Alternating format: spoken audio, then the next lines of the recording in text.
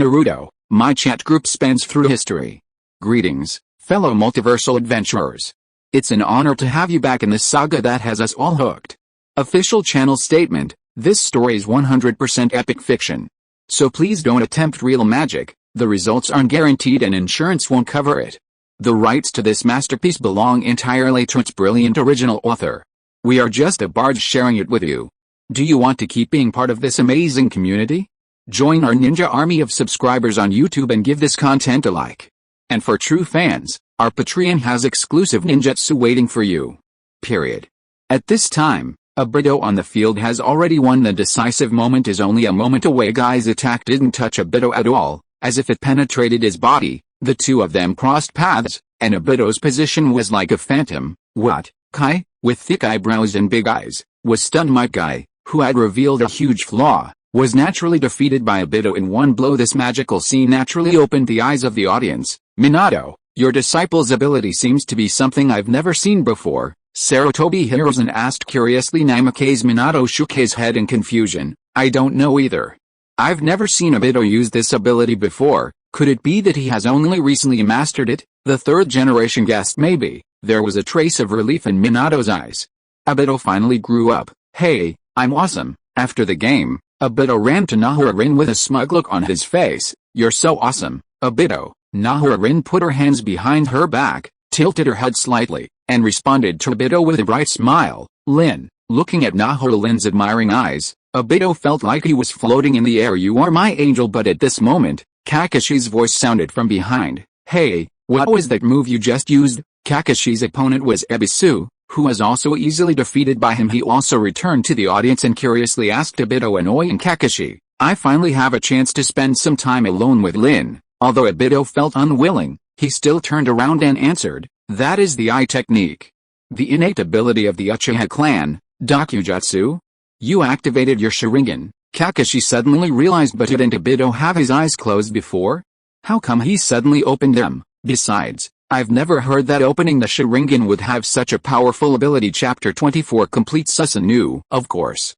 With my talent, opening an eye shouldn't be a piece of cake, right? I'll let you see the power of Uchiha later. Obito and Kakashi each defeated their opponents and successfully advanced to the next round. In fact, up to this point, he has been promoted to Chunin but continuing to compete and get a higher ranking, which is meaningful, but not too big obviously. Obito and Kakashi are in the first place soon. Obito and Kakashi overcame all obstacles and defeated their opponents in the end. On the stage of the actual combat assessment, only the two of them were left standing opposite each other. Hey, Kakashi, why don't you just admit defeat?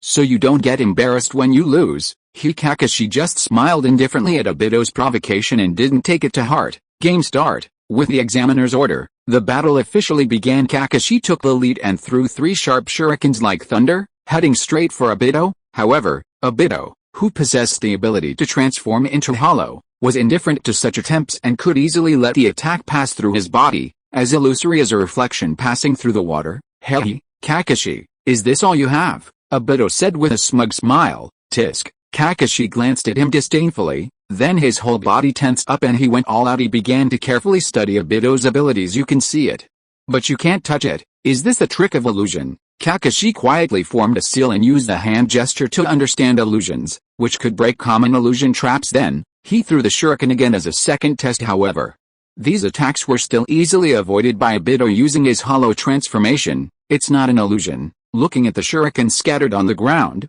Kakashi made a judgment in his mind. It seems to have no entity. What kind of ability is this? Kakashi fell into deep thought at this moment. Obito has launched an offensive HMPH. You don't want to fight anymore. Then it's my turn to attack. Obito rushed forward and threw a swift flying kick. Dodge or fight back. Kakashi quickly formulated 2 strategies. Considering Obito's elusive state, could this attack be just a bait? The real attack may be lurking, waiting for its moment. Thinking like lightning, Kakashi's eyes focused and decided to defend first. At the same time, he secretly prepared a substitute technique. Once it was confirmed to be a fake move, he could immediately switch positions with a snap. Obito's attack was easily resolved by Kakashi. It's the real body. Then, the two started a fierce physical contest. Kakashi gradually fell into passive position, because Obito seemed to be able to predict his every move, making it impossible for him to gain the upper hand. But Kakashi was not discouraged. Instead his eyes became sharper. There is a physical body, he thought to himself. Too slow, Kakashi. Obito's Sharingan turned slightly, and Kakashi's movement seemed to be slowed down several times in his eyes. Every punch and kick was easily neutralized by Obito. No threat at all. Kakashi remained silent, concentrating on finding the opponent's weakness. After 30 rounds, Obito seemed a little tired, and his movement stopped for a moment. Kakashi took advantage of this opportunity and launched a fierce kick, aiming directly at Obito's chest. However, this determined blow once again passed through his body. How come? Kakashi was stunned. What on earth was going on? When they were fighting, I could clearly feel the power being transmitted. The Obito in front of me could not be an illusion. Just as he was stunned, Obito caught his carelessness and punched him away. Ha ha ha, Kakashi, your cleverness can't fool me. You want to take advantage of the gap after I attack? I can blur with zero delay. Kakashi dusted himself off and stood up again. He narrowed his eyes and examined Obito carefully. In that case, could it be that he can switch between the physical and the virtual with ease? Suddenly, Kakashi had a new idea. According to the previous fight, Obito can be touched when attacking, but as long as he stops attacking, he can enter the state of emptiness at any time, making all attacks ineffective. I see. Try again. Kakashi suddenly threw a smoke bomb, which hit the ground heavily. Boom. Thick smoke spread out instantly, covering half of the venue. Hey, Kakashi, these little tricks don't work on me. Although he said this, Obito did not relax at all. After all, the person standing opposite him was Kakashi. Obito's eyes were as sharp as an eagle's. Even in the swirling smoke, he accurately captured that figure. Although his eyes cannot see through everything like the Byakugan, as a pair of precious eternal Mangekyou Sharingan, how can they be blocked by mere smoke? Kakashi did not respond. The tension in the air increased suddenly. Then, a swift figure suddenly rushed out from the smoke, attacking fiercely. Obito reacted quickly, stretched his body, and neutralized the attack with superb physical skills. Then, the two of them fought again, with swords drawn in the fierce confrontation. Obito raised the corners of his mouth slightly, and said with a somewhat relaxed smile, "Are you still not going to admit defeat? It's just a waste of time to continue to stalemate like this. I have a lot of trump cards hidden away, but they are not being used. This chapter is not over. Please click on the next page to continue reading." Hearing this, Kakashi half jokingly and half seriously suggested, "How about this? You admit defeat, and then I'll treat you to a big barbecue meal." Hearing this, Obito raised his eyebrows and responded in a discontented manner, "You want to get rid of me with just one barbecue meal? You underestimate me too much. I need at least 3 meals. Come on, just 1 meal, no more." Kakashi pretended to be helpless in his response, but before he finished speaking, he seemed to be distracted and showed a slight delay, and failed to defend against Obito's sudden attack in time. "Hey, Kakashi, try this." Obito's eyes lit up, and he rushed forward with his fist, carrying wind and electricity, straight to Kakashi's face. However, just as the punch seemed about to hit, another figure suddenly jumped out from under the ground. He kicked Obito at lightning speed, interrupting his attack. Ouch! With a cry of pain, Obito flew out like a kite with a broken string, and rolled several times on the ground before stopping. He got up in a panic. With a bright red footprint on his face, full of disbelief his divine power was actually discovered by someone, Obito turned his gaze towards his opponent, only to see that the one he had knocked away was just a lightning clone of Kakashi. The real Kakashi had already sneaked into the ground under the cover of smoke bombs, waiting for the best opportunity. The Thunder clone deliberately exposed his flaws in order to give the original body underground a chance to counterattack. "Obito, it seems that your ability is not impeccable," Kakashi said in a somewhat joking tone. "Damn Kakashi." Uchiha Obito's face flushed, and he was secretly surprised at Kakashi's insight. Unexpectedly, in such a short fight, the opponent discovered the weakness of Shenhui. "Do you want to continue?" Kakashi asked with a smile, a challenging light flashing in his eyes. "Damn it, don't get complacent too soon. If you weren't prohibited from using those overly powerful moves, you would have already lost by now." Obito gnashed his teeth in anger. So far, he has only demonstrated his hollow skills.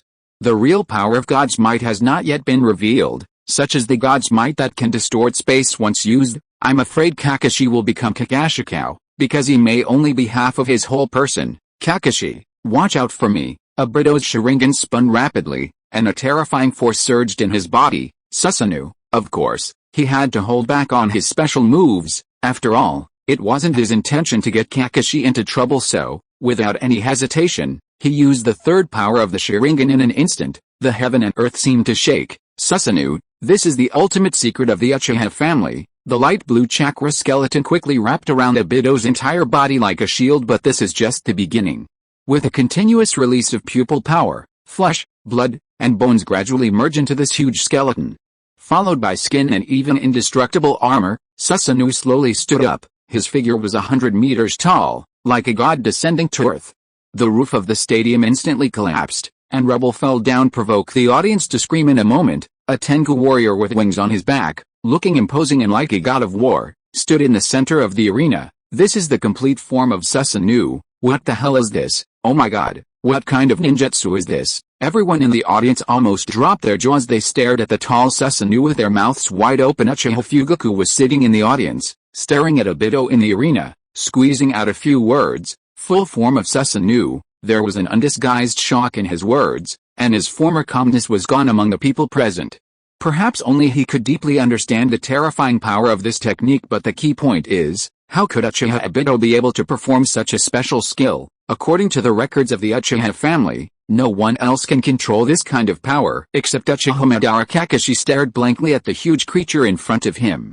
After a long while, he sighed and his eyes became empty. What a shameless person. The previous virtualization was already difficult enough. Although it was tricky, at least there was a way to deal with it. But what is the situation now? Even if Kakashi tried his best, the best result would be a 40-60 split. Obito only needs one punch to get him to 4, and then he lies on the ground and gets a 6. Kakashi, how is it going? Obito's face, which was swollen like a pig's head, tried hard to force a smile. I give up. Kakashi raised his hands in surrender. The winner is Uchiha Obito. The examiner announced the result in a trembling voice. The referee's stand was not far from Susanoo's feet, and Obito almost crushed it with his transformation. This is, in the monitoring room, Sarutobi Hiruzen stood up in shock, not even noticing that the pipe in his mouth had fallen off. Chapter 25. The first group building begins. Look, that's Uchiha Obito, a young man shouted excitedly. Is it really him?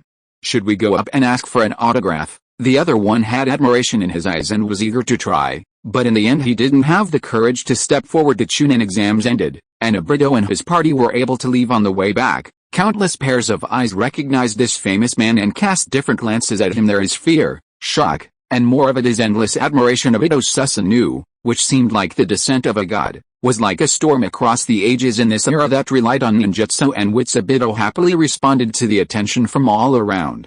It was the first time for him to be in the spotlight, and his heart was filled with freshness and enjoyment. The journey home, which was supposed to take more than 10 minutes, was dragged into half an hour by the communication along the way. Finally returning home, Obito threw himself comfortably on the sofa. Finally, I defeated Kakashi once, even though the method was a little cunning. I wonder if doing this can be considered as rewriting my destiny. With doubts, Obito opened the mailbox. According to the guidance of the seniors in the group, there really is a reward? But then he frowned. Why is there only 20,000 gold coins? This is too little, he thought. Senju Hashirama and Namake's Minato often made 5 figures at the bottom. How come his number has shrunk so much? Is it because my influence is not far-reaching enough? He stroked his chin, thinking. When he was thinking about his next big move, a message from the group interrupted his thoughts. It's the leader of the Yaoi group. Is it time for a group activity? Obito was stunned at first, then quickly opened the group chat. The screen lit up, and a message from Shigen Yaoi came into view. Everyone, I'm ready, you can come over anytime. Then, a prompt popped up in the group. Yuzuki Shinomiya invites you to visit his timeline. Accept, reject. It seems that the group activity has really started. Obito was about to accept it, but suddenly an idea flashed in his mind. The leader of the Yaoi group seemed to have mentioned that we could bring others along. Let Lin go and have some fun too. Thinking of Nahura-rin? As for that stinking Kakashi, it's best if he doesn't come.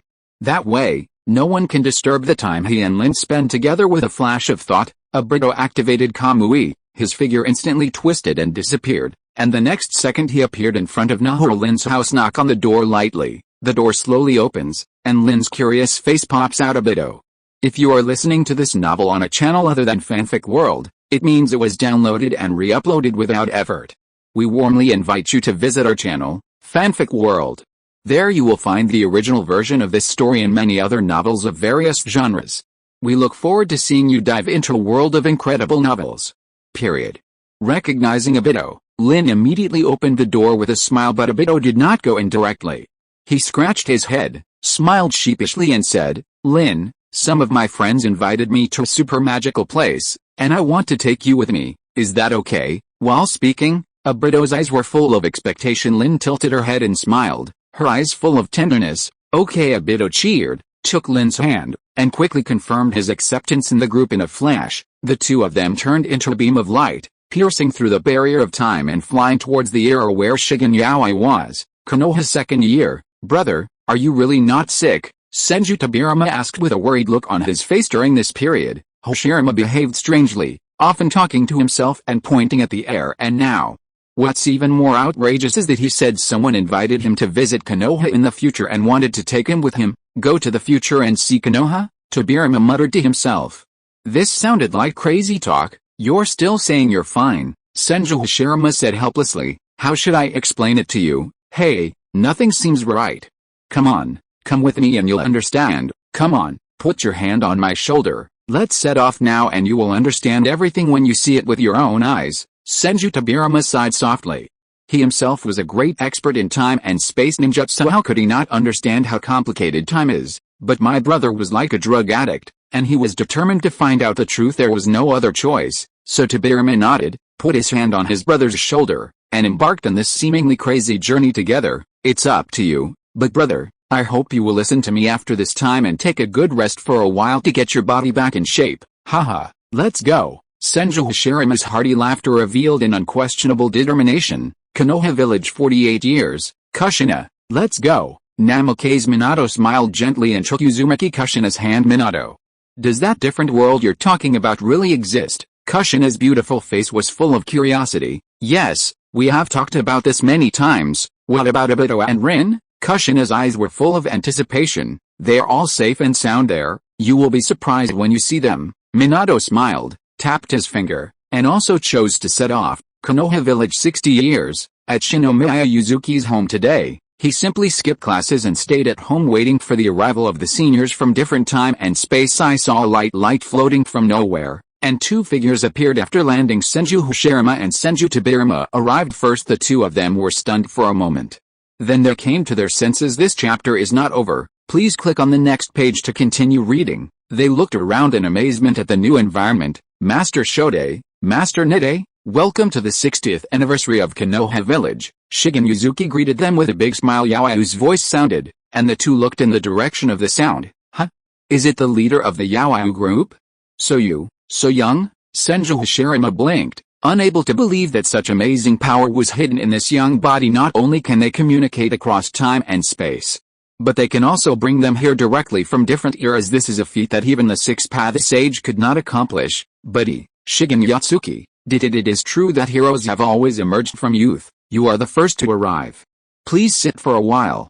Others will be here soon." Shigen Yuzuki stood up and walked to the refrigerator, and asked, "By the way, do you want something to drink?" When you open the refrigerator door, you will see a wide variety of drinks. "I don't mind," Hashirama replied. "Tobirama, what about you?" "Tobirama," Senju Hashirama called out several times before Tobirama came back to his senses. "It's actually true." Senju Tobirama whispered. Someone can actually bring them into the future. The surrounding furnishings and furniture were of novel style, something he had never seen before. Looking out the window, you can see the bustling scene of Konoha. Further away, the Hokage Rock came into view, and the four faces on it silently told that Konoha had experienced the change of 4 generations of Hokage. One is Hashirama, the second is myself, and the third one looks like Saratobi, although I don't recognize the fourth one. But to be able to become Hokage, he must be a pillar of Konoha. All of this told him without a doubt that they had arrived in the future. Chapter 26, Show you this Konoha. Tobirama, what are you thinking about?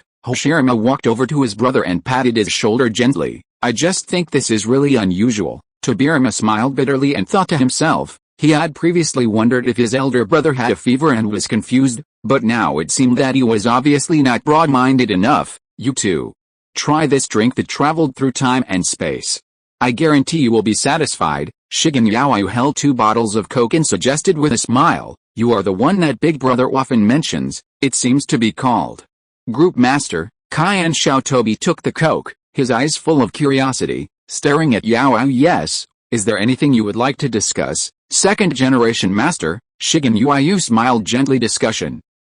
Your attainments in time and space far exceed mine.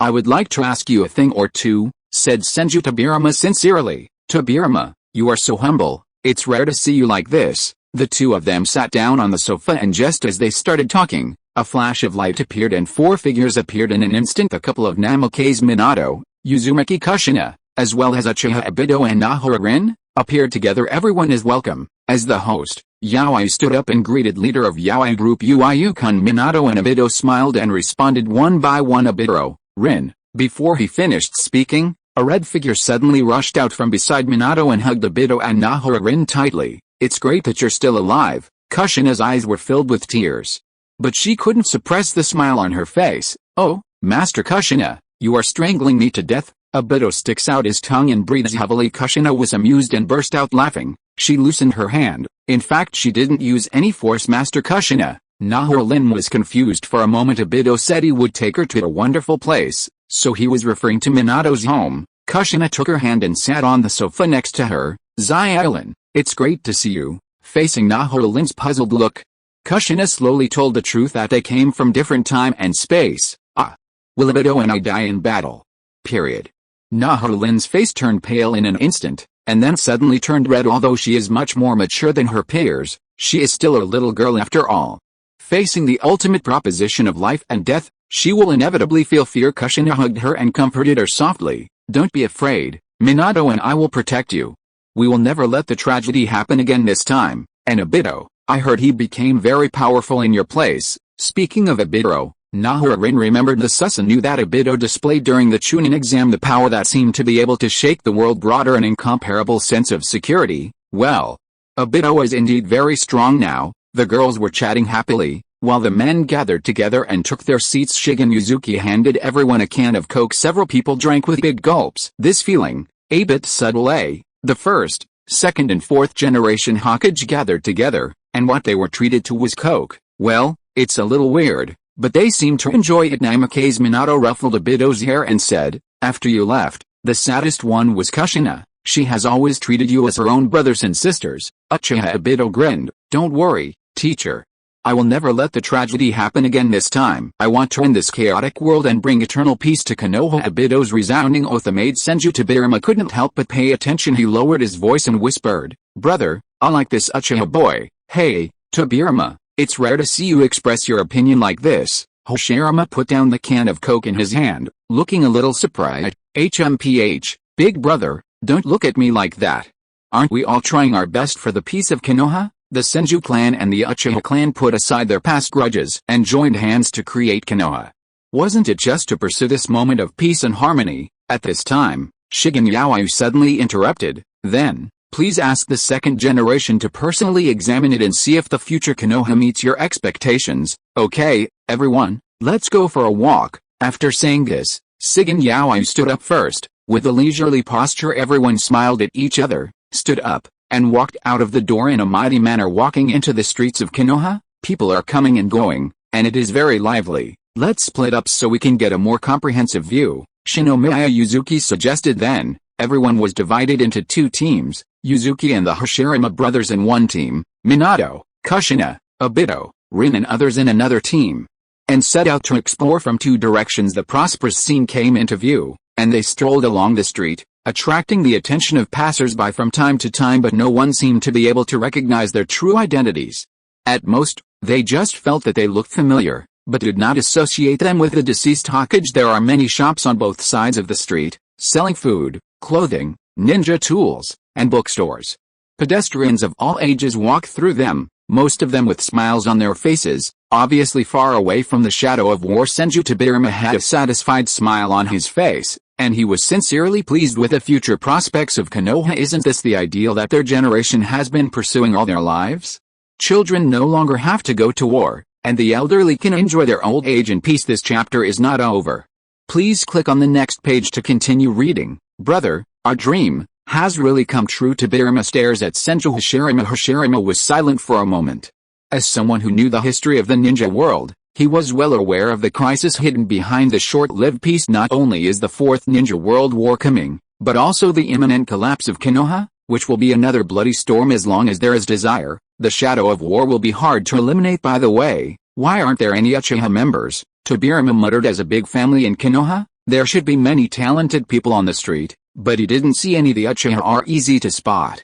They usually wear clothes with a family emblem that looks like a ping pong paddle.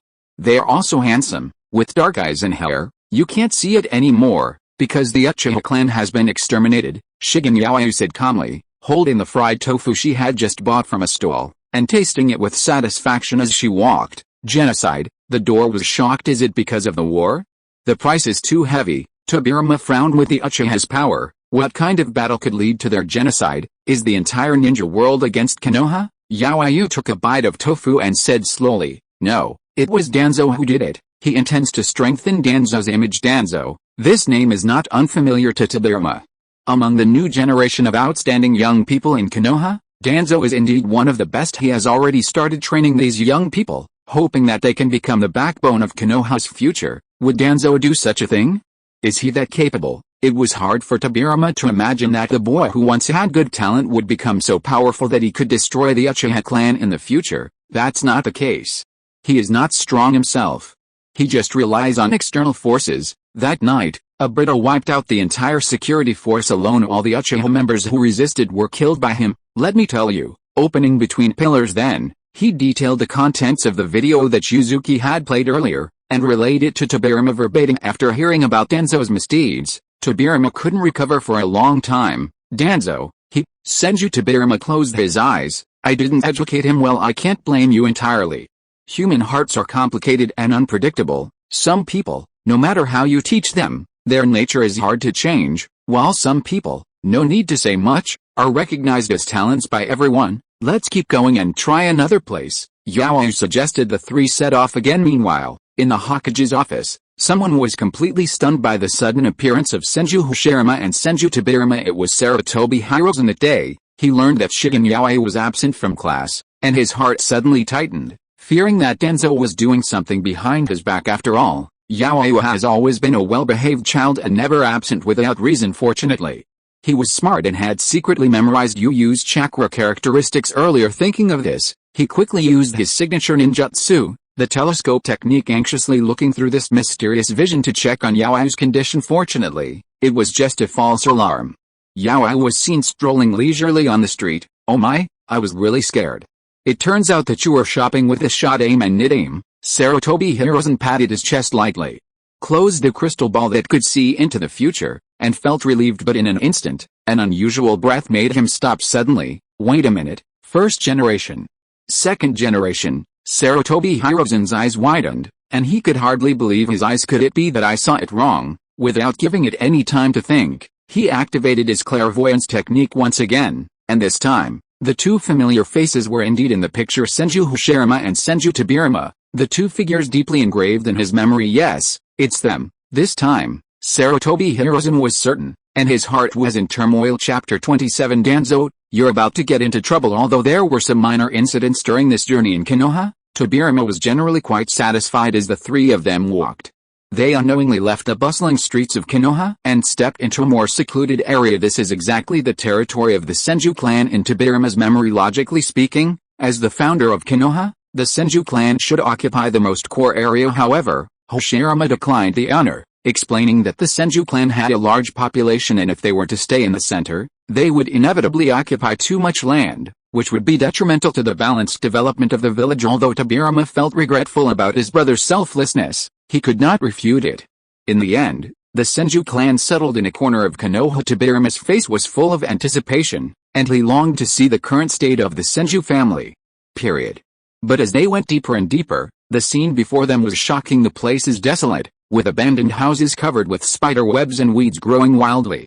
It is obvious that no one has cared about it for many years. They stopped in front of the broken gate. Tobirama stared at the half-collapsed door, his face full of confusion. He turned to Yaoyu and asked, Master of the Four Palaces, has the Senju clan moved away? Yaoyu took a leisurely bite of tofu, but her casual answer was like a bolt from the blue. No, they, like the Uchiha clan, have become the dust of history. The whole clan was wiped out. That's right. Tobirama was silent for a long time, feeling heavy-hearted. Another work by Danzo? He asked. That's probably the case, but Sarutobi Hirozen is probably also responsible. After all, He is the Hokage. Without his consent, this would not be possible. Yuzuki's words added to Danzo's guilt. It seems that Tobirama's anger towards Danzo is about to reach its peak. Hashirama looked at his brother in deep thought and did not disturb him. He knew that Tobirama needed some quiet time at this moment. He already knew the truth in the video, but he never expected that the seemingly honest Sarutobi would do such a thing. Fortunately, this is not his era, and he has the opportunity to correct all the misfortunes. As for the Senju clan of this time and space, we can only mourn in silence. Ugh, let's go and try somewhere else. After a moment, Tobirama spoke, his face expressionless. No one knew what he was thinking, but it is certain that Danzo is going to be in big trouble. How about meeting the current Hokage? Yaoyu deliberately fanned the flames. Hyujian cast a silent glance, his eyes full of helplessness. The leader of the Yaoyu group is really good at causing trouble. If he goes to Sarutobi now, he will definitely be in trouble. Go ahead. I just want to ask him what happened to the Konoha that my brother and I entrusted him to protect, Tobirama said coldly. Just as the three were about to leave, an old man with a staggering gait slowly walked out of the ruins of the Thousand Hands clan. The subtle sound of footsteps made the three of them pause suddenly. Then, the old voice came from behind. Hey? It's a rare occasion for someone to visit. Are you guys here to burn some incense and pay tribute to the first and second Hokage? Maruboshi Kasuke was carrying a basket, hunched over, and asked with a smile on his face. He comes here regularly to burn incense for the first and second Hokage and clean the cemetery. This habit has continued for decades. He was always alone in the past, but today he was lucky enough to meet a visitor and his understanding. These people should have the same feelings as him, otherwise who would set foot on this long-abandoned land? I have some incense here, I'll give it to you. Maruboshi Kasuke slowly approached. At this time, the three people in front turned around. When Maruboshi Kasuke saw the faces of two of them clearly, the smile on his face froze. Pat, the basket in his hand fell to the ground silently, but he didn't care about it. He walked forward tremblingly, his voice full of disbelief. First generation, sir? Second generation, sir? Maruboshi Kasuke's eyes, which were full of traces of time, suddenly widened, as if he couldn't believe it. The two long-dead Hokage stood before him alive as if they had traveled through time and space. The Senju Hashirama brothers exchanged glances. Could it be that this old man recognized them? However, they had no memory of the old man, at least not of his youth. As a result, their eyes fell on Shigen Yaoyu at the same time. His name is Maruboshi Kasuke, Tobirama, one of your disciples, and the most filial of all your students, Yaoyu introduced briefly. Maruboshi Kasuke, Senju. Tobirama whispered the name. After a moment, his face suddenly brightened. Now I remember that in addition to several outstanding disciples such as Sarutobi Hiruzen and Shimura Danzo, he had also noticed a child with average talent.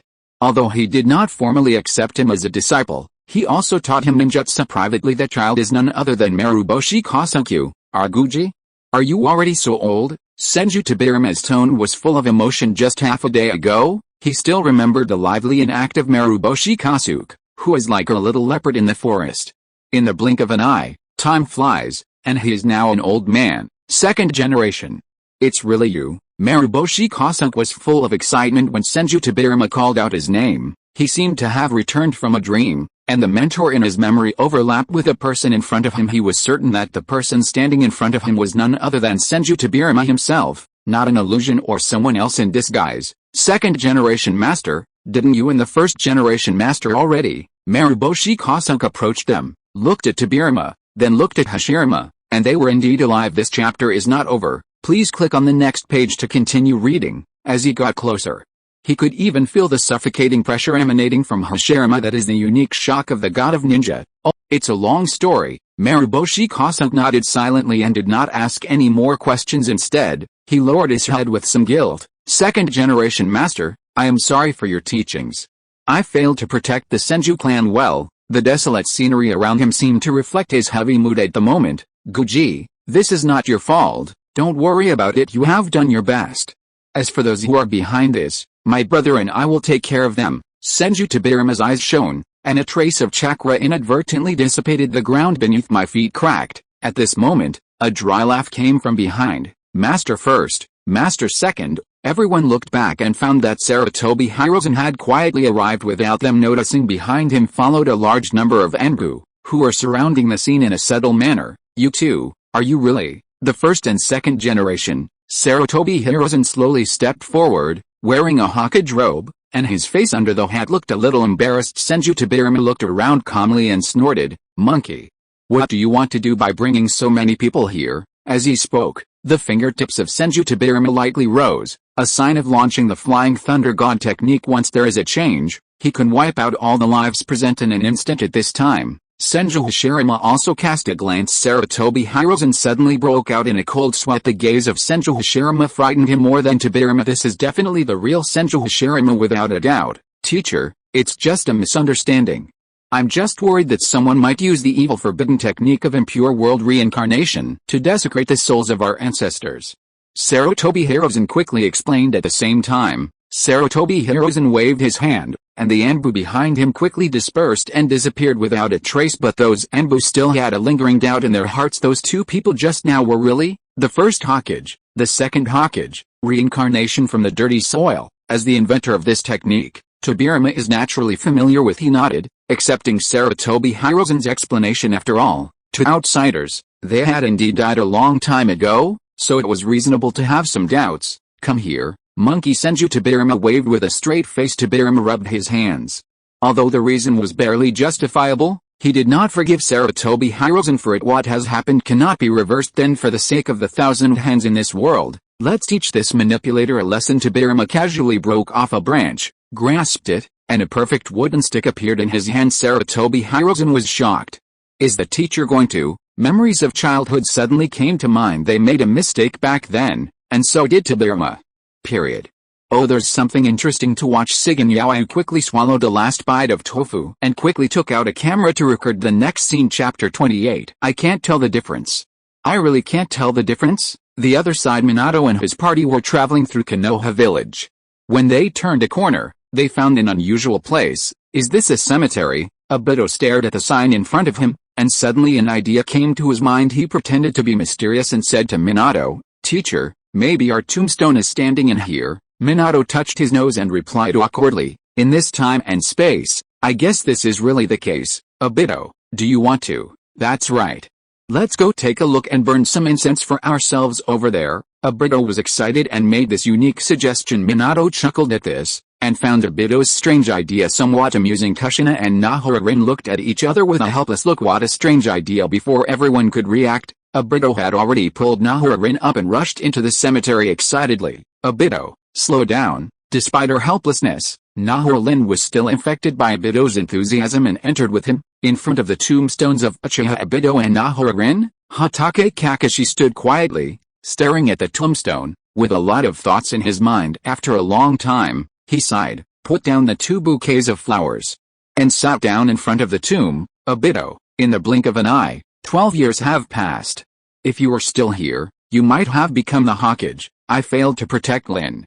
You must be very disappointed in me. I know, you must be talking about me secretly below," Kakashi said self-deprecatingly. At this time, a figure quietly hid in the dark, his whole body covered by a hoodie, revealing only a face with a tiger stripe mask. He naturally heard Kakashi's whisper, his fists clenched in anger. "Kakashi, what's the point of saying this now? I will never forgive you. Just wait and see. I'll create a perfect world soon. You can explain it to Lin in person when the time comes." The masked man was about to leave, but suddenly stopped, and the exposed eye stared at the entrance of the cemetery. "What's this?" The masked man's body trembled slightly. Full of disbelief, what did he see? He saw himself, and the girl I miss day and night. He saw himself holding her hand, running and laughing in the sunshine. The girl's face is full of smiles and her eyes are full of love and happiness. Am I hallucinating? The masked man staggered a few steps, whispering he thought that as a mouse hiding in the shadows to escape reality. Such a warm scene was too shocking for him when she was alive. He didn't dare to run with her in the sun, not to mention that she is dead, killed by Kakashi. He could only attribute it to hallucination. Yes, it was just his hallucination. However, when his younger self ran past him with Nahorin, the masked man had to admit that he felt a little envious of this illusion. But for some reason, my younger self glanced at his hiding place, and there seemed to be something strange in his eyes. It should be an illusion. After all, he is in the divine space and no one can detect him. Forget it. Once the Moon Eye project succeeds, I will be freed. The masked man sighed and was about to use his divine power to leave. But he was stunned again. This time it was because he saw two figures that made him tremble in his heart. Namikaze Minato and Uzumaki Kushina. They are running too fast. Minato, let's catch up with them. Okay, seeing the Minato couple passing by happily, the masked man felt hopeless. Is this also my hallucination? He can no longer distinguish between reality and fantasy. I can't tell the difference. I really can't tell the difference. Namikaze, Minato and Kushina finally caught up with Obito and the others, but Minato inexplicably turned his head and looked at a nearby tree, his eyes full of confusion. Is it my illusion?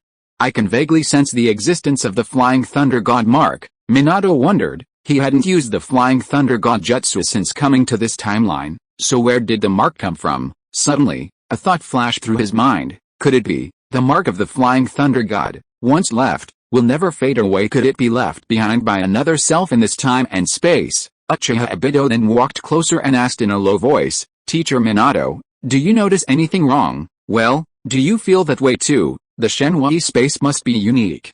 When I approached here, I could feel the power of Shenwei being used. Someone was using the ability of virtualization, but this person is not me, Obito said with a smile. Minato also smiled. What are you going to do? Intervene? But how about asking the leader of the Yuzuki group for his opinion first? Obito waved his hand. Forget it. After all, this is the group owner's territory. We are just guests. It is not appropriate to act recklessly. The group owner didn't do anything to him. There must be a reason for it. Minato nodded in agreement. A big shot like Shinomiya Yuzuki would naturally have his own considerations when doing things. Forget it. Forget about him. Let's go play with Kakashi. Obito suddenly had a naughty idea. From where they were, they could see Kakashi sitting alone in front of the tombstones, whispering to the two cold stone tablets and occasionally grinning to himself. Hey, Minato-sensei, Kushina-sensei, wait here for a moment.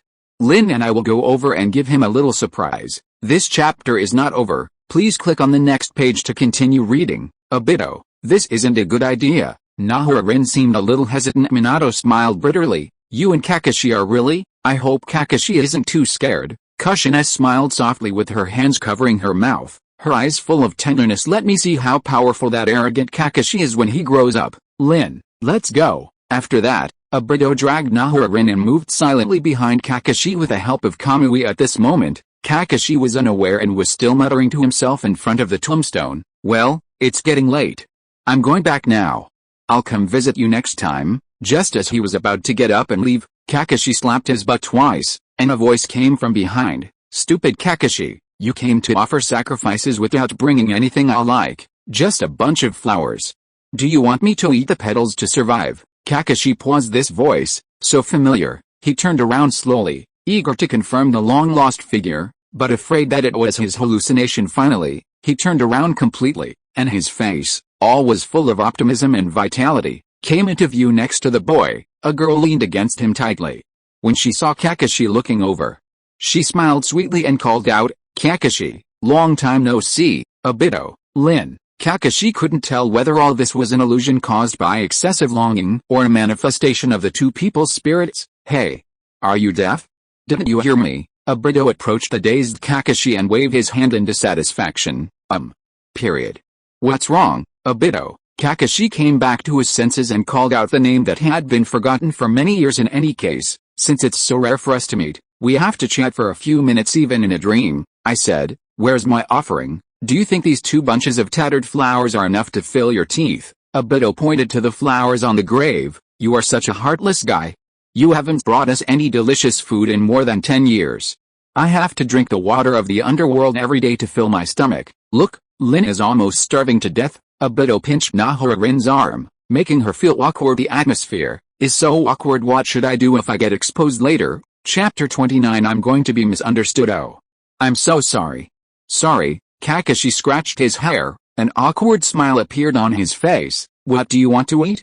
I'll get it for you right now. Sushi, ramen, takoyaki, yakiniku. Obito listed a list of delicacies in one breath, and each one was different. Obito was concentrating on reading out the names of the dishes, not noticing that Kakashi was secretly making some moves. He secretly pushed up the forehead guard that covered his eyes, revealing the Sharingan that Obito had given him in those scarlet eyes. 3 Magatama gradually appeared, and finally formed a unique pattern Mangekyo Sharingan. Okay, go and come back soon. I'll be waiting here. Obito finally finished reading the menu and waved to Kakashi, signaling him to leave quickly. Kakashi didn't move. The Sharingan slowly turned and locked onto Obito and Nahara-rin. Hey, Kakashi. Stop standing there and move. Seeing Kakashi didn't move for a long time, Obito urged at this moment. Kakashi suddenly attacked. His hand went straight to Uchiha Obito. This happened suddenly, and Obito had never expected Kakashi to do this. There was a flash of surprise in his eyes. He was discovered so quickly. With a thought in mind, the divine power is automatically activated, and the state of emptiness follows Kakashi's hand pass through Obito's body. What? Kakashi reacted quickly, and when his attack missed, he did not hesitate and immediately distanced himself. His eyes were fixed on Obito, and a hint of coldness flashed in his eyes. Even if he was slow, he should have understood that it was impossible for him to have hallucinations in his current mental state. Then Obito and Nahorin in front of us are real existence suspect. They are no longer in this world. That means someone is impersonating them. He actually dared to impersonate a dead person, and a close friend of his.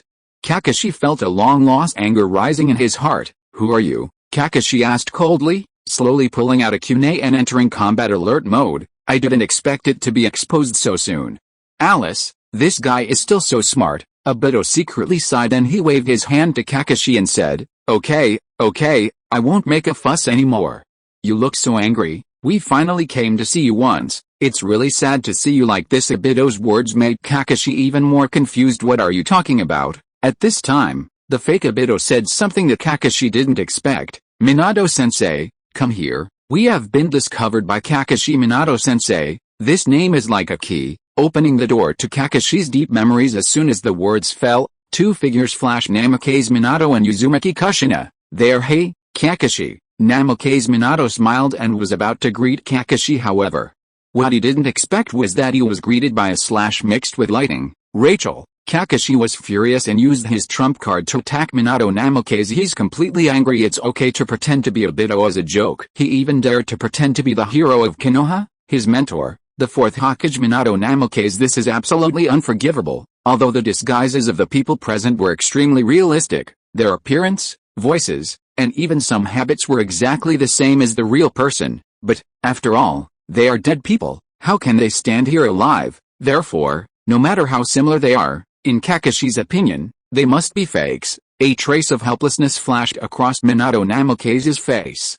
Obito, you see, this is getting out of hand. Kakashi no longer trusts us. The next second, Namikaze Minato counterattacked instantly. The golden light flashed and Kakashi's arm was suddenly clamped by Minato Namikaze, and the Raikiri that was ready to go came to an abrupt halt. Then, there was a sudden blow to the chest, but surprisingly, it didn't hurt much. The next moment, Kakashi flew out backwards like a kite with a broken string. The moment he landed, he reflexively supported himself with his hands to steady himself, but just as he was about to stand up, suddenly, a sharp sound of wind rang in my ears.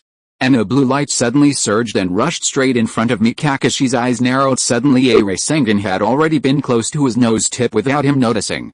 His head was almost separated from his body by a hair's breadth. Cold sweat quietly slid down Kakashi's forehead. Rasengan, looking at the familiar moves, and thinking of Minato Namikaze's fighting style just now, could it be? An absurd idea came to his mind. Have you calmed down a bit, Kakashi? Namikaze Minato's gentle voice rang in his ears, and the Rasengan disappeared without a trace. He held out a hand, signaling Kakashi. Kakashi hesitated for a moment, and finally took Minato's hand, and was easily pulled up by him. Are you okay? Minato asked with a smile. No, it's okay. Facing this very familiar face, Kakashi actually felt a little awkward at this time. Uchiha Obito came over with a playful smile on his face. Arrogant Kakashi.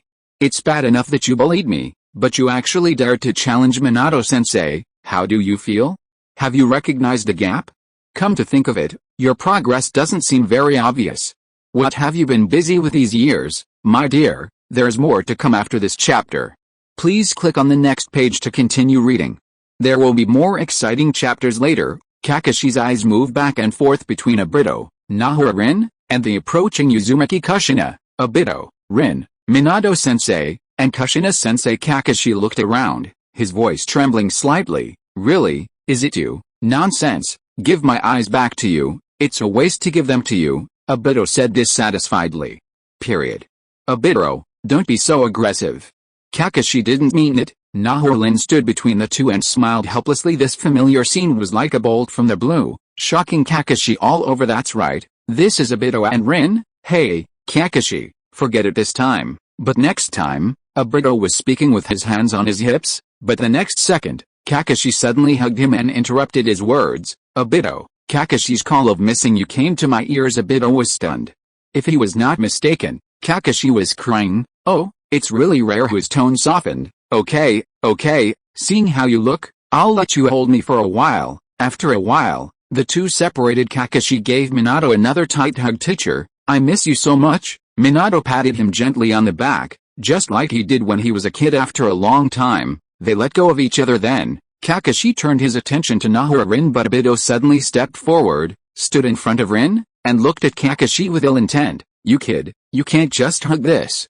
You have to find one for yourself. Kakashi suddenly smiled in relief. Minato and Kushina were also amused. Obito. Nahara Rin blushed and patted Obito on the back. The laughter gradually died down. Kakashi finally mustered up the courage to ask the question in his mind. Teacher, what exactly is this? They were clearly people who had been lost a long time ago, so how could they appear here, behind the joy of reunion? Kakashi is more worried that this is some kind of terrible forbidden technique that will eventually harm others and himself. Well, it's a long story. Let's go find a place to sit down and chat. Slowly, the group left the cemetery and passed by the tree where the masked man had been hiding. But there was no one there. Under Kakashi's leadership, everyone came to a barbecue restaurant, booked a private room, and ate and talked. Namikaze Minato slowly narrated, revealing the truth that they came from a different time and space. The moment he learned the answer, Kakashi breathed a sigh of relief. What's going on? Minato asked curiously. It's no big deal.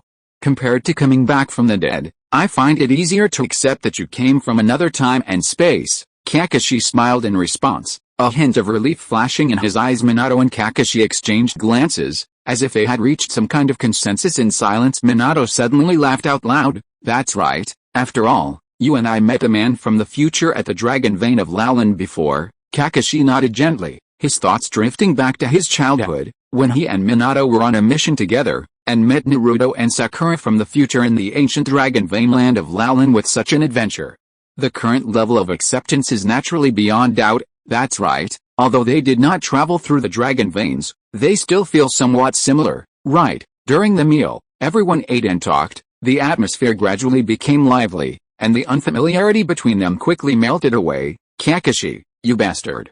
Isn't there food right in front of you? Why do you have to steal it from me? Besides, Lin baked it specially for me.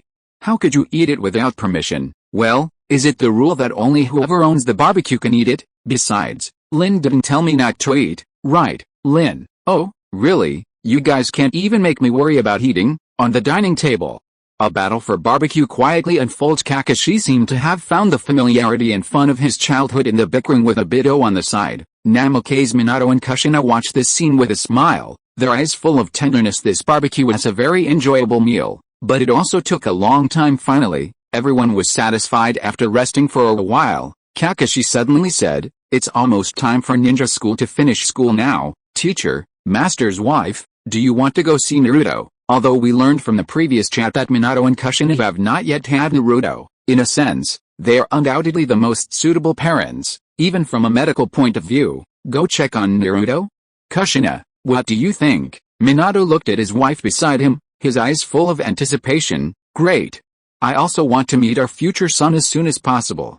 He must be an outstanding child. Kushina couldn't hide her excitement. Then let's go. Hey, Kakashi, go settle the bill. Why me? Where do I get the money from, kid? Then you can stay and wash the dishes. Chapter 30. Kirama, what a surprise. Fourth Hokage. What? Naruto yawned so loudly that his eyelids almost stuck together. He barely opened his eyes and looked at Mr. Iruka, who was talking non-stop on the podium this morning. Sasuke dragged him out of bed, and the two of them practiced taijutsu for the whole morning. Then, Naruto had to rush to the classroom to attend class. Exhausted by the afternoon, he felt sleepy and he could fall asleep as soon as he closed his eyes. No, Naruto didn't dare to sleep on the table. After all, that would definitely attract Iruka's chalk attack. At this moment, he caught a glimpse of Hinata next to him, and an idea suddenly occurred to him. Have it. Naruto moved closer to Hinata and lowered his voice into her ear and said, Hinata, can I lean on your shoulder? Hinata's face turned red all the way to her ears. Lean on my shoulder. Okay.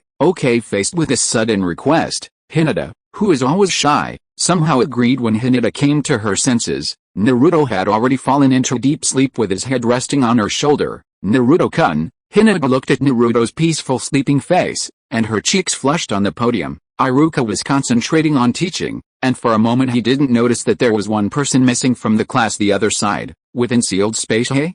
Where is this? The surroundings were dark and damp, with water dripping from the ground. Naruto scratched his head, wondering how he suddenly got here. Naruto, come over here. Suddenly, a thunderous call came into Naruto's ears, shocking him. He was startled, then mustered up his courage and raised his voice a few notches, as if this would give him courage. Who's calling me? Go forward. The voice came again. Go forward. Although Naruto was afraid, the desire to leave here drove him to act. However, after searching everywhere, I couldn't find the exit. It seems that we can only go to see where the sound comes from. Naruto gritted his teeth and took a step forward.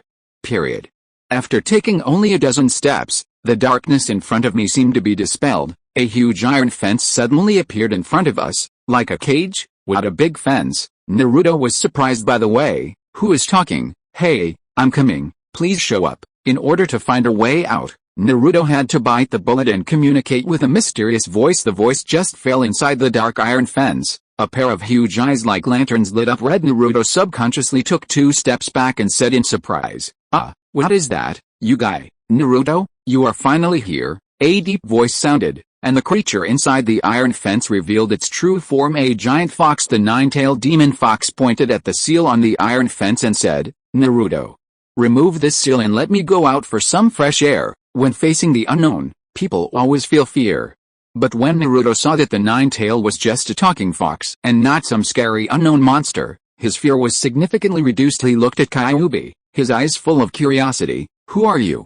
Why are you here? The 9-tails looked at the young Naruto, with a human-like helplessness on his face. It seems that a bond between them needs to be rebuilt. Really, we are the strongest group in the world. My name is Jiu Remember this for me, Kuroma.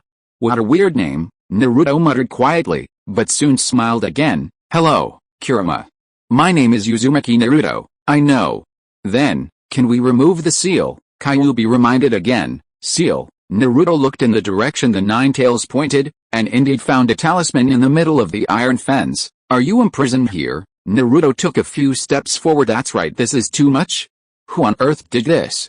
How could it be so evil? Naruto was filled with indignation. Ahem, it's better not to say such things. Kurama coughed a few times. Naruto's words were a great joke. Anyway, let's unlock it. Oh, okay, I'll come rescue you right away. As he said that, Naruto reached out to uncover the talisman. Looking at this scene, Jiu was filled with emotion. This is too easy. In his previous life, he tried his best but couldn't achieve this moment. But here, a few simple words can solve the problem.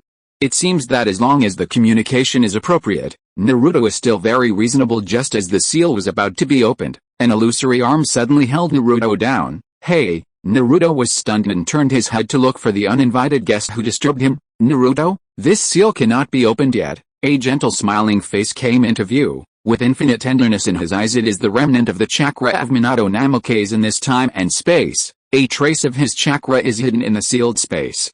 Once the seal is loosened, he will appear to reinforce it and ensure that the 9-tails cannot escape. Facing this smiling brother-like person, Naruto blinked and felt an indescribable sense of intimacy. Big brother, who are you?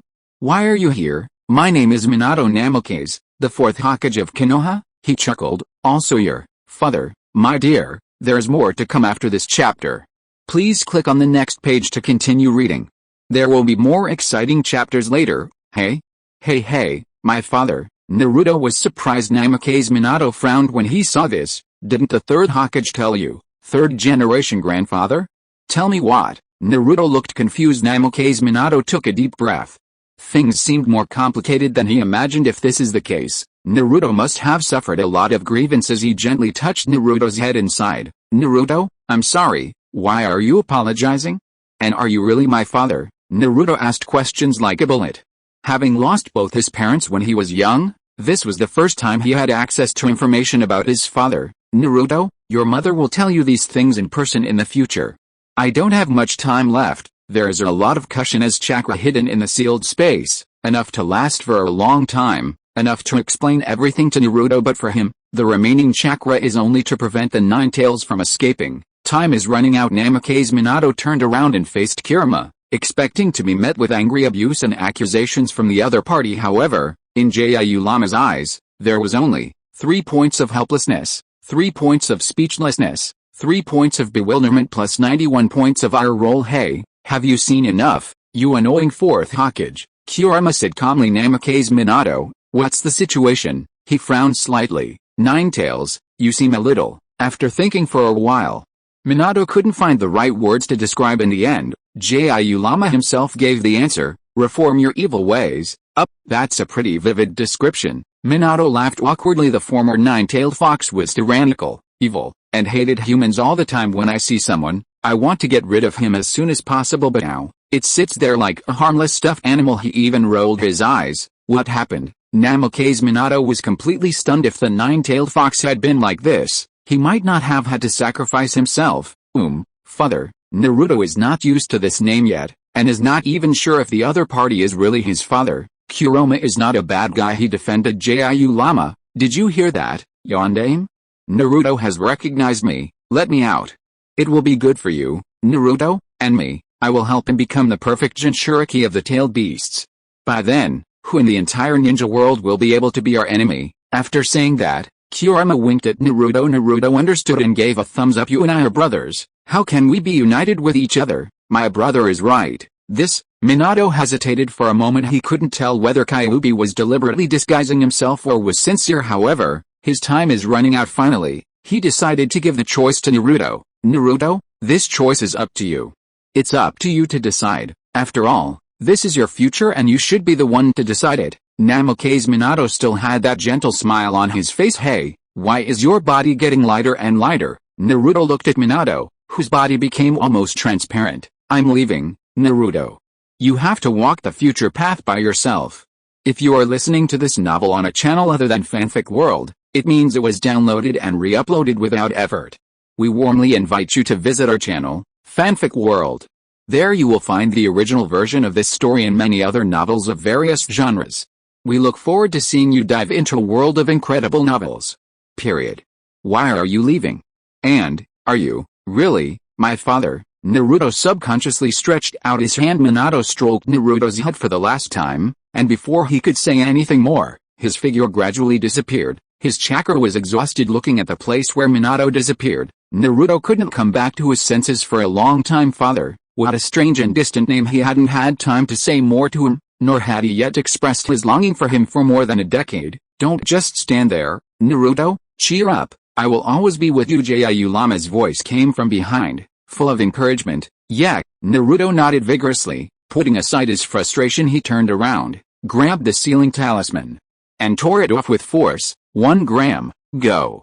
9 Llama Chapter 31 Namikaze Minato, what a surprise. Kurama, in the classroom, the students were absorbed in the teacher's explanation. Suddenly, a breath of air that made people's hearts beat fast flashed through the air, making everyone's heart tighten. But this feeling was fleeting, as fast as an illusion, and most people didn't think much about it and returned to their studies. Only Sasuke frowned and looked serious. This aura is from the Nine Tails. He turned his head sharply and looked at Naruto, who was sleeping soundly, but Naruto seemed to be unaware of this and continued to indulge in his dreams. Sasuke knew what was going on. He had fought Naruto countless times, and he was very familiar with the taste of the Nine Tails chakra. He would never admit his mistake. What's going on? Why is the Kyuubi's power suddenly fluctuating? This question lingered in Sasuke's mind, but he couldn't find the answer for a while. Judging from the visual observation, there is nothing abnormal about Naruto's appearance, and the tailed beast coat has not emerged. It is obvious that the Nine Tails chakra is not out of control. It's really weird, Sasuke muttered to himself, looking away but still paying attention to the surroundings. At this moment, Naruto suddenly opened his eyes and woke up. Naruto-kun, you're awake. Hinata saw Naruto wake up and a gentle smile appeared on her face. Thank you, Hinata, I had such a good sleep. I am full of energy now. Naruto grinned, full of energy. The seal was lifted, the Nine Tails chakra merged with his, and he was completely renewed at this moment. The sharp perception given by the Nine Tails made Naruto feel a burning gaze behind him. He turned around in confusion and met Sasuke's meaningful eyes. Naruto returned his blazing gaze, as if to say, I've gotten stronger. Don't rush to leave after school. Let's see what's happening on the training ground. Sasuke selectively ignored Naruto's challenge and his eyes wandered again. Strange, Naruto seems to be a little different. With his keen intuition, Sasuke felt that Naruto was like a lion ready to pounce, dangerous and full of unknowns. Thinking of the fleeting aura of the Nine Tails just now, Sasuke couldn't help but wonder, could it be that Naruto can already control the Nine Tails chakra? But then he shook his head. This guess was not very realistic. Naruto was not reborn. It seemed too early to control the Nine Tails with willpower alone. However, everything is possible. Since he can be reborn, there is no guarantee that a similar miracle will not happen to Naruto. Sasuke's eyes unconsciously drifted to the last row of seats by the window in the classroom, but it was empty. Shinomiya Yuzuki was absent today. Time never stops for anyone. The bell rang on time, sweeping away the dull class, and the students instantly became energetic, as if they had taken stimulants. Get out of class is over. Cheers came and went, but at this moment of excitement, Iruka tapped the blackboard gently, drawing everyone's attention back. Classmates, the graduation exam is the day after tomorrow. You don't have to go to class for the next 2 days. Go home and review your ninjutsu, okay, Iruka-sensei. As the announcement of the disbandment was made, the students could no longer hold back and rushed out of the classroom, heading for the world of freedom. Let's go to Sasuke and Sakura walked over to Naruto and Hinata, and the four of them walked side by side and leisurely left the classroom at the school gate. As soon as they walked out, someone greeted them. It was Hinata's father, Hyuga Hayashi, who came to pick her up at the same time. Sakura's parents were waving at her. Sasuke, Naruto, we're leaving first. After the two girls said goodbye, they went to their families. Sasuke looked around and saw that all the other children were picked up by their parents, but he was the only exception. He pursed his lips and said to himself, Danzo, you old man, just wait for me. The seeds of revenge are planted quietly, waiting for the right time. Let's go too. We won't train today. Let's go back and have a good rest, Sasuke suggested. No. I just got new power and I want to fight with you. Naruto looked eager to try. New power? Sasuke was stunned. Oh no, he won't get the real nine-tailed fox, right? Things seem to be heading in an unexpected direction, but before Naruto could nod to Sasuke, a voice suddenly sounded behind him, interrupting the silence. Naruto said in surprise. Huh? He turned his head in confusion. Who had come to him at this time? When I turned around, the familiar face I had just seen not long ago came into view again. The person who came was none other than Minato Namikaze. Naruto subconsciously exclaimed, Dad! Dad! Naruto's shout made Minato and his group stunned. Minato turned his head to look at Obito and Kakashi beside him, his eyes full of confusion. Naruto knows me. Obito's eyes were also confused. According to the current timeline, Naruto should not know Minato's identity. As for Kakashi, he was even more confused in the end. Obito speculated, maybe the leader of the UIU group revealed it to him in advance. Minato nodded. This speculation made sense. While the men were still guessing, Kushina quickly stepped forward and walked in front of Naruto, looking at him with some curiosity. Well, blonde hair and blue eyes, it's up to you, Minato. Kushina suddenly smiled. Oh, what are you talking about, big sister? Naruto was confused before he could react. Kushina pulled him into her arms, and he fell into a warm and soft embrace. This chapter is not over. Please click on the next page to continue reading. So cute. Naruto, Kushina said with a loving look on her face. Being hugged by Kushina like this, Naruto's face turned red. What on earth was going on? I met a strange older sister at this time. Not only Naruto was confused, but Uchiha Sasuke and Nine Tails beside him also looked confused. In the sealed space, Jiu Lama opened his eyes wide, full of disbelief. The Yondaime and Uzumaki. Kushina, still alive. Jiu Lama's voice changed. He secretly observed the figures of Naruto and Sasuke again. Yes. This is the scene of Konoha in the past 60 years. Finally, it couldn't help but look down at its claws. The feeling of penetrating the bodies of the two people is still vivid in my mind. Didn't they die back then? But this doesn't make sense. During the Fourth Shinobi World War, the Yondaime was clearly resurrected by the impure world reincarnation. What was even more shocking was that it sensed another Nine Tails from within Kushina in front of it, the nine-tailed fox in its prime. Unlike himself, the Yin Nine-Tail was sealed, leaving only the Yang Nine-Tail half-baked. He found that he couldn't keep up with the pace at the same time. Sasuke was also stunned. Minato Namikaze. Period. His eyes involuntarily fell on Obito, and he could feel the familiar power of the eye technique. How come this guy has the same eye power as Uchiha Obito? Who is he? As if sensing Sasuke's gaze, Obito suddenly turned around and grinned at him. Sasuke was slightly stunned. He knows me. Very messy. Chapter 32. How courageous Danzo iced. The appearance of Minato Namikaze and his group instantly made the atmosphere at the scene chaotic. Minato noticed all this and smiled sheepishly. Looks like I'm causing trouble for everyone. Just as he was about to explain to Sasuke and Naruto, the ground suddenly shook violently. The magnitude of the earthquake was so great that even the people present could not stand steadily. Then there was a loud explosion and black smoke rose up. What happened? Kakashi sensed the location of the incident immediately, and in a flash, he jumped onto the roof of the Ninja Academy and looked out into the distance. What's wrong? Kakashi, Minato asked from below. Kakashi looked through the black smoke with a serious expression. It seems that a battle has taken place in the village. After saying that, he looked down at Minato and said, I'm sorry, Minato-sensei, I have to go check on the situation. Well, the village is the most important. As soon as he finished speaking, Kakashi turned into a shadow and rushed to the place where the black smoke was rising. Obito, please protect them. I'll go see if they need any support. Namikaze. Minato turned to Uchiha Obito and solemnly explained, don't worry, teacher, leave it to me. Obito nodded firmly. Minato responded and disappeared in an instant. With the departure of Minato and Kakashi, only Kushina and 4 young children were left on the field. Sasuke couldn't help but look at Obito again. The man who looked like Minato Namikaze just now called him Obito. Finally, Sasuke asked, are you Uchiha Obito? Obito was slightly stunned.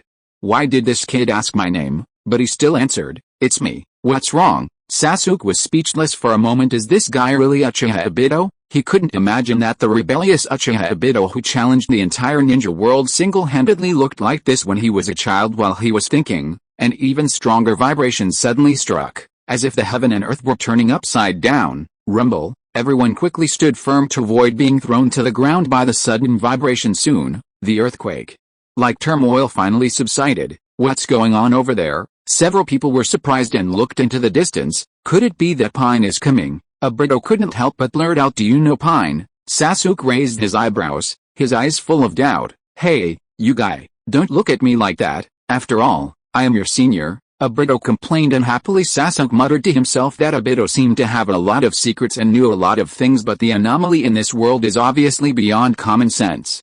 No need to guess. The mastermind behind it must be the Shinomiya Yuzuki. Oh, forget it. I'll go see if I can help. Sasuke said this and rushed out like an arrow. Seeing that Sasuke had already taken action, Naruto was unwilling to fall behind. He looked up at Kushina, his eyes full of expectation. Big sister, I want to go too. Please let me go. No, Naruto, it's too dangerous over there. Zina shook her head and refused, her eyes full of worry. The battle just now must have been fierce. I will go even if it's dangerous. I will never let Sasuke become stronger than me. Naruto's eyes were extremely firm. Although he enjoyed the feeling of being hugged by a gentle older sister, he still resolutely broke free and chased after Sasuke's back. Sasuke, wait for me. Although Kushina felt helpless, she was more relieved. Naruto, what an ambitious and tenacious child. Let's go too. I know you must be very curious. Obito took Lin's hand and said with a smile. As soon as the words fell, Obito activated his Kamui, and the 3 of them disappeared in an instant on the other end. Boom boom boom. Deafening explosions echoed through the sky, seemingly without end. Faintly, one could see magical ninjutsu spells appearing out of thin air, and then exploding one by one. This is one of the forbidden techniques that Senju Tobirama is good at, the multiplication detonation talisman. It can summon the pre-prepared detonating symbols to achieve the effect of continuous fixed-point explosions. Brother, how do you feel? Senju Tobirama carefully supported the pale-faced Senju Hashirama, frowning with worry. It's okay. Hashirama waved his hand weakly, looking a little weak. Today's incident was a small lesson for Hashirama. They had previously taught Sarutobi Hiruzen a lesson in the Senju clan's territory, and then went directly to Danzo to hear his motives for destroying the Uchiha. Danzo was initially as shocked as Sarutobi Hiruzen by the resurrection of Hashirama and Tobirama. However, when he realized that the Hashirama in front of him was real, he used the power of the eyes he had taken from Uchiha Shisa without hesitation. Other gods. This is a pupil technique that can forcibly tamper with other people's consciousness. It is extremely terrifying once successful. Shimura Danzo may really be able to change his fate, because he will have a ninja god who will obey him absolutely. The entire ninja world will be invincible. Sadly, he failed. If the target was someone else, even Tobirama Senju, maybe he would succeed, but he was greedy and chose Hashirama Senju, the reincarnation of Ashura. The power of the Sharingan comes from the ultimate display of yin power, which is contrary to yang power. Ashura inherited the power of the 6 yangs passed down by the 6th path sage, and the yin and yang are mutually exclusive. This chapter is not over.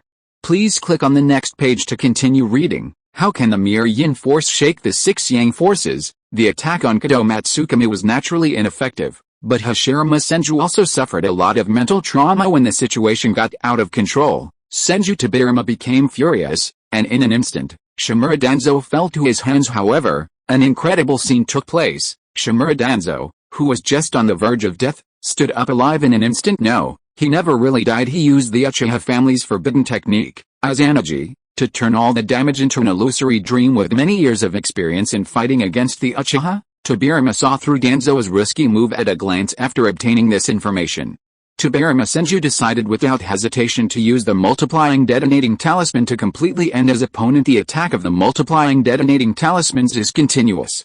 Once the first detonating talisman hits the target, it will continue to explode until the target is reduced to ashes. Even Izanagi was powerless in the face of such an attack. The vibration and explosion that shook the entire Konoha just now were the storm caused by this duel. Don't worry, big brother, I will get this back for you, Senju Tobirama said firmly. After properly settling Hashirama, Tobirama turned around and looked at the core area of the explosion with a continuous roar. The murderous intent in his eyes became stronger and stronger. At first, he just wanted to teach Danzo a lesson. After all, the other party was not from the same time and space, and was still his student. He did not want to kill him, but now that things have come to this, he doesn't need to show mercy anymore. Do you died? The eyes are slightly closed. The duration of Izanagi's effects varies from person to person, but generally lasts between 3 and 5 minutes. Period. Moreover, since Danzo is not a member of the Uchiha clan, even though he has a transplanted Sharingan, this will only shorten the duration of Izanagi. In order to ensure that everything was foolproof, Tobirama's multiplying detonating talismans bombarded for a full 5 minutes. Even a pure-blooded Uchiha would be crushed to pieces. Hey? What's going on? Shinomiya Yuzuki landed from the air, his face full of surprise. He had only been away for a short while to visit Ino's house, so why was the place so chaotic when he came back? 4 palace masters Senju Tobirama responded and then explained the whole story in detail. What? Use Kado Matsukami on Hashirama? Shinomiya Yuzuki was dumbfounded. This guy Danzo is really a dog with guts. It's really daring to think and do. It certainly seems like something he would do. Ambitious, but stupid, Shigen Yaoi nodded, remembering that the feat of piercing Susanoo with a kunai was also done by this person. Finally, the 4-symbol seal sealed a bridge. No, half of the bridge stupidity. So what's the situation now? Yaoyu turned her gaze to the center of the explosion and asked. I wanted to kill him with one strike, but he seemed to have used Izanagi to turn the damage into an illusion, so I changed my strategy and used the mutual detonation talisman. Izanagi couldn't last long. I should have finished him off by now, Senju Tobirama said coldly. However, Yaoyu shook his head. No, no, no, that old guy transplanted a whole arm of Sharingan, a total of 10, plus the Shisui in his right eye. A total of 11 Izanagi can be open for a long time. What? Tobirama frowned. Is Danzo so crazy that he transplanted so many Sharingans? How did he resist the rejection reaction? Tobirama couldn't help but ask for a non-Uchiha. 1 transplant is already the limit. But you transplanted 11. Is this a human? Your brother's cells were used. Someone used Hashirama's cells to build him an arm, which helped him withstand the rejection. Who the hell is doing this research? It's unforgivable. Senju Tobirama was furious. Behind such research results, I am afraid that Senju Hashirama, the source, cannot be avoided. He couldn't imagine what kind of desecration and torture his elder brother's body had suffered in this time and space. It seems that the battle there is over. Shigen Yaoyu's voice interrupted Tobirama's anger. He followed Yaoyu's instructions and saw that the attack of the multiplying detonating talismans gradually stopped. The detonating talismans had been used up. Chapter 33 Professional Fueling. The smoke from the explosion slowly dissipated, revealing Shimura Danzo's unharmed figure. His face was livid, with a twist of unwillingness at the corner of his mouth. Just a little bit, just a little bit. Why is the other god ineffective? It's really weird now. Not only has he failed to control Hashirama Senju, but he has also put himself in a dilemma. Just one multiplying explosive talisman technique made him consume 5 Sharingan to transfer the damage, and the Sharingan reserve was instantly reduced by half. Even if the remaining Sharingan can still hold, Danzo has no confidence in defeating the Senju Tobirama. Huh? It's him. At this time, Shimura Danzo noticed that Shinomiya Yuzuki appeared beside Tobirama. His eyes turned and he suddenly had a plan in his mind. Danzo's face suddenly changed, and he shouted anxiously, "Second generation master, please be careful of the person next to you." He is a spy from another country. He threatened me to do this, and he can use wood release, so he must have transplanted cells from the first generation. His crime is heinous. He has been close to the village's Nine-Tails Jinchuriki for a long time. For the safety of the Nine-Tails, I just wanted him to assist in the investigation, but he ended up brutally killing my 12 subordinates. Those are all Konoha's elites. This is an incalculable loss. Second generation master, please make sure you capture him. Danzo's expression changed very quickly, his face full of anxiety and worry. His acting is almost perfect, and he plays the role of the victim vividly. His words are half true and half false, making it difficult to distinguish the truth from the false. And Shinomiya Yuzuki, who was originally watching the battle leisurely, was instantly portrayed by him as a Konoha rebel with ulterior motives who would do anything to achieve his goals. Me?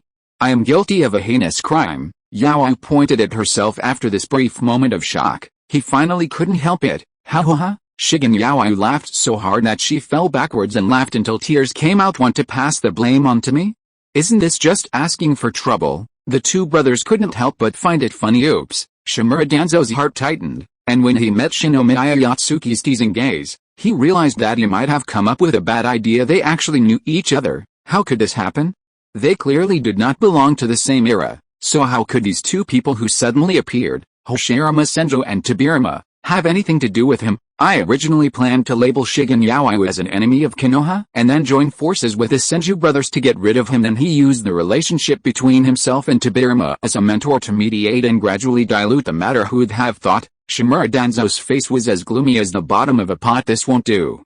Looking at the increasingly murderous aura coming from Tobirama Senju, Danzo knows that he must take action, otherwise his life will be in danger, so he tried to argue, Master first, Master second. There is a misunderstanding here. Misunderstanding? Then tell me, what is the misunderstanding? Shinomiya Yuzuki crossed his arms and asked with interest. Unexpectedly, Shimura Danzo suddenly became furious. Where did you come from, little brat? Get out of here. I'm talking to the second generation. You have no right to butt in. Danzo, watch your words. His words are my meaning. Senju Tobirama's faint warning was like cold water that extinguished Danzo's anger. He looked at the two of them in disbelief. Their relationship was so close. Go ahead, one-eyed weirdo. If there's nothing to explain, I'll send you on your way. Shinomiya Yuzuki's provocative voice sounded again. Danzo clenched his fists and finally endured it. Danzo took a deep breath and said, I didn't intend to use the eye technique on the first generation. It was just that the rejection reaction of the Sharingan was too strong, and I was too excited to see you, teacher, so I couldn't suppress the power of this eye. I almost made a big mistake.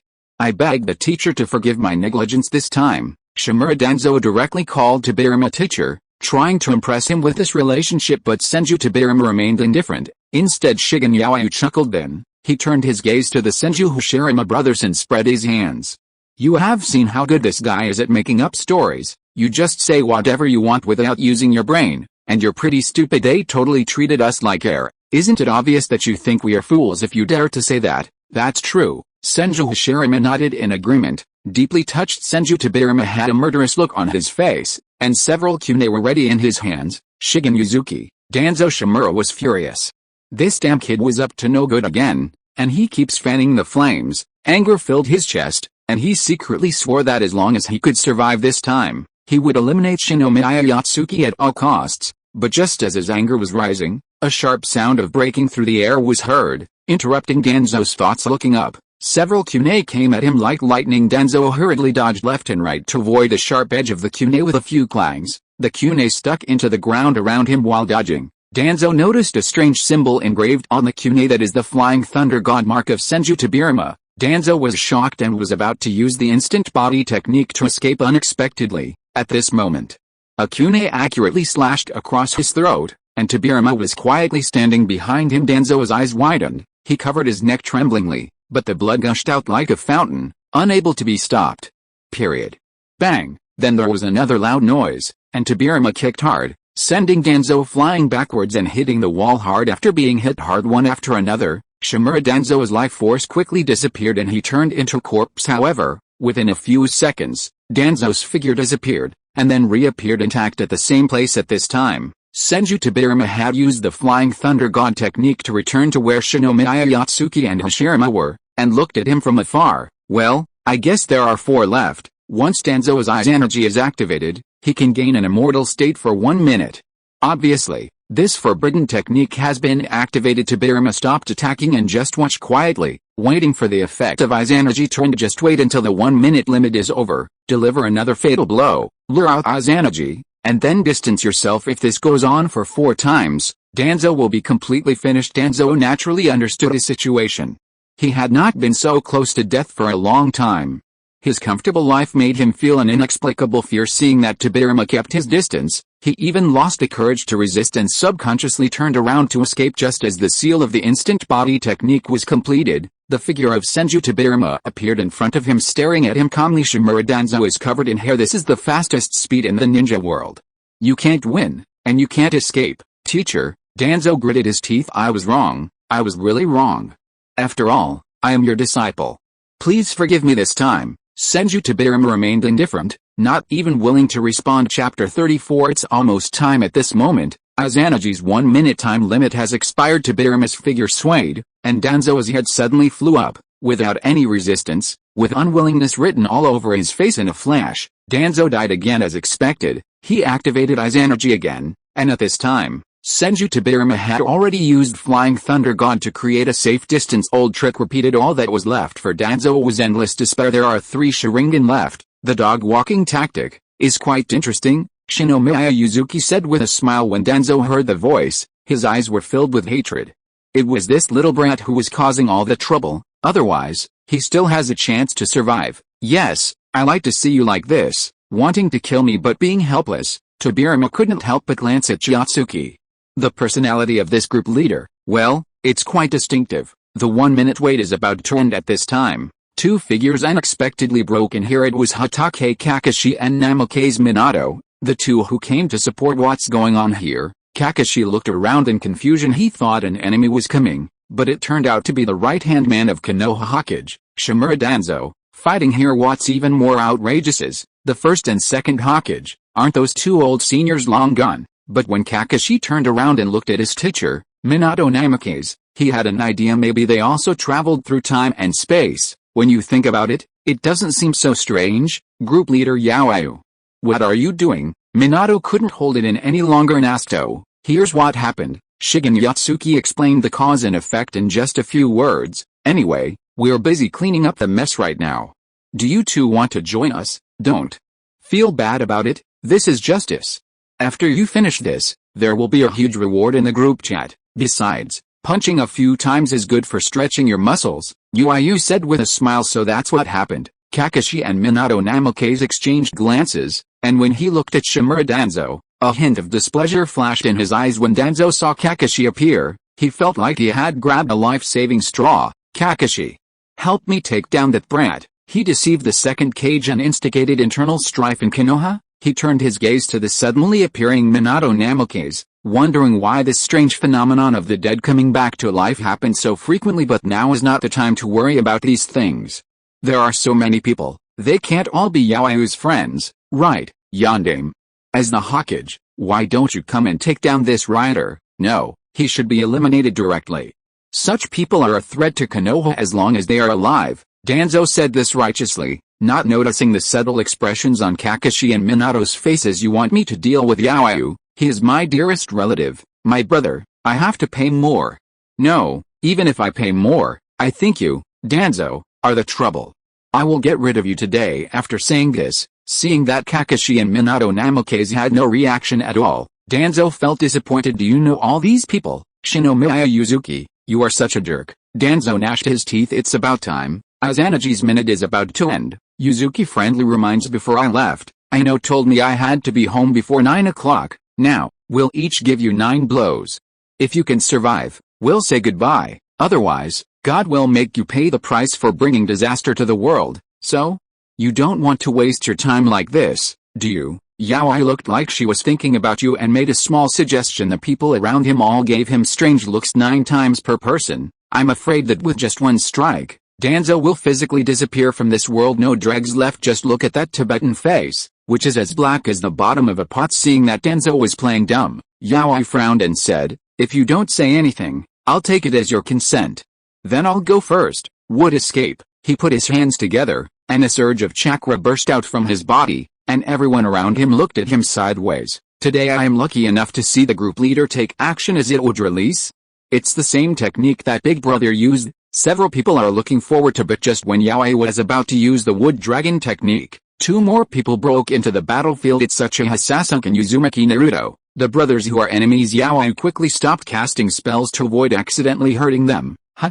Why are they here? Yaoi wondered. Look at you all, it would be strange if they could sit still. Obito's voice sounded behind him, and Yuzuki turned around and saw the space-time vortex behind him opened, and Uzumaki Kushina, Obito and Nahara also came over. Hey, everyone is here. It looks like Danzo is in luck today. He can enjoy a few more punches and kicks. Okay, the three newcomers looked confused and didn't follow Yaoi's train of thought. Minato smiled helplessly and explained to them what Yuzuki had just proposed. Hearing this, Obito couldn't help but twitch his lips. Forget it, with his small physique, he may not be able to withstand my Susanu's punch. Yes, that makes sense. But it looks like we don't have to do it ourselves. Shinomiya Yuzuki suddenly interrupted. This chapter is not finished yet. Please click on the next page to continue reading the exciting content. Everyone turned their attention to the battlefield, where the situation had changed at this moment.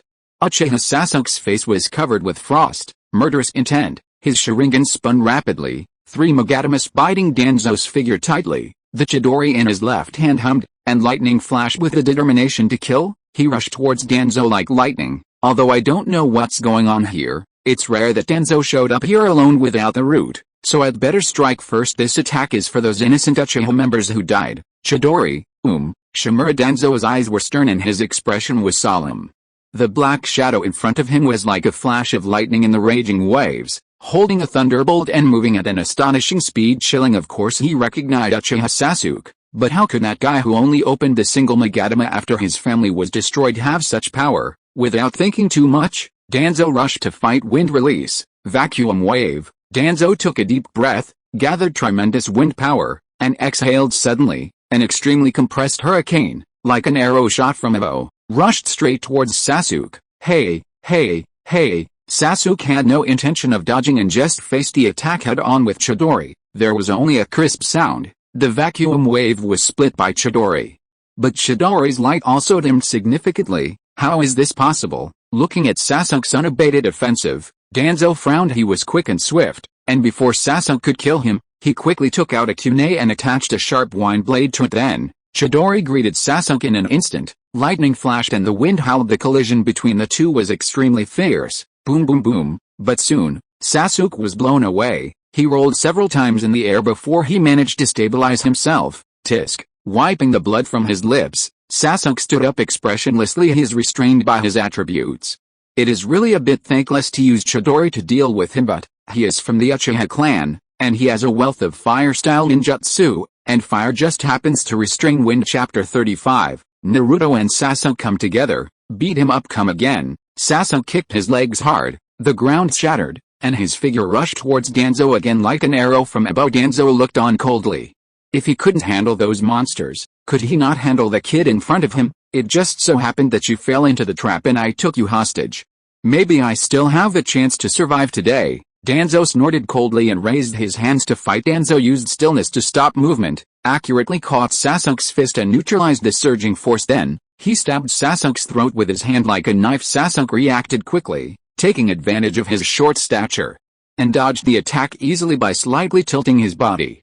At the same time, he kicked Danzo's lower body like lightning. Danzo had to defend. Bang bang bang. The physical competition between the two is getting more and more intense. Even though he was still young and couldn't exert much power, Sasuke was able to defeat the enemy with ease thanks to his 3 Megatama Sharingan and profound fighting skills. As the fight deepened, Danzo couldn't help but feel a little horrified. This Sasuke, how could his taijutsu be on par with mine? Shimura. Danzo entered the battlefield at the age of 16 and experienced countless life and death battles. But today he is unable to suppress a child who is only 12 years old. After about 30 rounds of fighting, Sasuke's eyes flashed with cunning. He took advantage of the force of Danzo's attack and flew backwards. What? Danzo had an ominous premonition in his heart. As expected, Sasuke, who was hanging in the air, smiled coldly and then used the secret fire escape technique, fire release, dragon fire technique. Sasuke suddenly spurted out a thin and long tongue of fire, and the flame flew at high speed along an invisible thread, accurately rushing towards Shinomiya Danzo. Then, it suddenly split into 3 lines of fire in the air, attacking from the top, middle and bottom at the same time. Seeing this, Danzo suddenly had an idea and hurriedly checked himself. Invisible threads were quietly entwined on his arms, legs and back where he had contact with Sasuke, and it was almost impossible to capture them with the naked eye. Danzo reacted incredibly quickly, breaking the thread in an instant and putting some distance between himself and Sasuke. Without the guidance of the silk thread, the flame quickly dissipated at the break. The old bones are dying, but the reactions are still quite sharp. Sasuke landed on the ground with a light somersault, a hint of sarcasm on his face. Danzo's face was gloomy. Sasuke's strength was obviously beyond his expectations. Even he himself was almost in trouble. I'm going to get serious now. I hope you can make the game more interesting, Sasuke said calmly. He subconsciously reached for his waist, but unexpectedly found that the Kusanagi sword was not there. I only feel emptiness. Although he felt embarrassed, Sasuke was good at hiding his emotions and did not show it on his face. He put his hands back on his waist, looking natural and calm. Sasuke, a call suddenly sounded from behind, and the familiar voice made Sasuke pause slightly. He didn't dare to look back, fearing that Danzo would take the opportunity to attack him, so he could only respond helplessly, Naruto, hurry up, it's too dangerous here, don't get close. However, the footsteps behind him were getting closer and closer. Sasuke sighed. This guy is always so stubborn, Sasuke. Let's teach this weird old man a lesson together. Naruto appeared on Sasuke's right, with an eager smile on his face, and they clashed fists, making crisp sounds. This scene made Sasuke slightly stunned. He remembered the day when he fought alongside Naruto, the only time together they fought against the six-path macaque that had the power to destroy the world. The memory flashed by, and Sasuke nodded. I really can't do anything about you, but you have to listen to my instructions and don't be impulsive, Sasuke whispered. Naruto grinned and nodded repeatedly. He was overjoyed to get Sasuke's permission. Just as the two were preparing to attack together, an interested voice came from behind. I suddenly have a new idea, Danzo. If you can defeat them both, today's incident will be written off. We will no longer pursue past crimes, but, if you really fall into their hands, you can only consider yourself unlucky, and no one can help you get revenge. Shinomiya once again transformed into the king of ideas, adding a lot of fun to this battle. As soon as these words fell, Shinomiya Danzo's expression suddenly changed from gloomy to bright, as if he had grasped a life-saving straw. He quickly shouted, little devil, you must keep your word. He could sense that Shinomiya had a high reputation among the group, and everyone valued him very much. In this way, Tobirama should buy into what he said. Although he didn't understand why this damned kid would suddenly be so kind as to let him go, but the words were out and there was no reason to take them back. Relax, I do what I say, I'm not like you, said Shinomiya with a smile. But Minato Namikaze on the side seemed a little worried. Yuzuki, is this really okay? Naruto's fighting ability is not that good at this time. Sasuke alone, according to the original script, Naruto at this time is just an ordinary person, not to mention his fighting ability. His only advantage is that he has the 9 tails in his body, which makes him more durable. And Shinomiya showed a mysterious smile. Don't worry, I guarantee you will be surprised later. Shinomiya leaned back, and almost in the blink of an eye, several trees suddenly grew on the ground, intertwining with each other. After a while, a wooden sofa appeared like magic. The show is about to begin. How can we just stand and watch? This chapter is not over. Please click on the next page to continue reading. Don't worry, Yondaime, if there is any problem, we will come to the rescue immediately. Senju Tobirama also spoke to comfort after getting the assurance from Shinomiya Yuzuki. Minato finally felt relieved. The fluctuation of divine power, Master Yuyu, that person is here and is nearby. Obito, who had been quietly staying with Nahorin, suddenly said in surprise. What? Who is it? Yaoi was slightly stunned. After a brief moment of shock, Yatsuki came to his senses after seeing Obito's reaction. Oh, it's him. The person he was talking about was none other than Uchiha Obito, who is in the same timeline as Shinomiya Yuzuki. This guy is also a god. He always says he hates this and that, but he still runs to Konoha all day long. Yaoi muttered softly. The show is about to begin. I'm too lazy to move. Obito, please help me lead him away. Yuzuki was lying on the sofa, very lazy, and turned to look at Obito. You are too lazy, Obito said helplessly. Please help me, Obito-chan. Okay.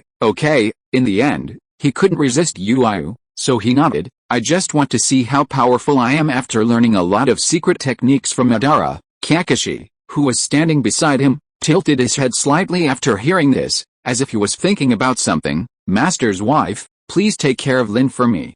I will be back soon. After saying hello to Kushina, Obito's body began to twist, preparing to use Kamui to leave. I'll go as well. At this moment, a hand suddenly stretched out and grabbed his shoulder, and then the two of them were teleported away by the divine power. That person is Kakashi. Why is Kakashi going too?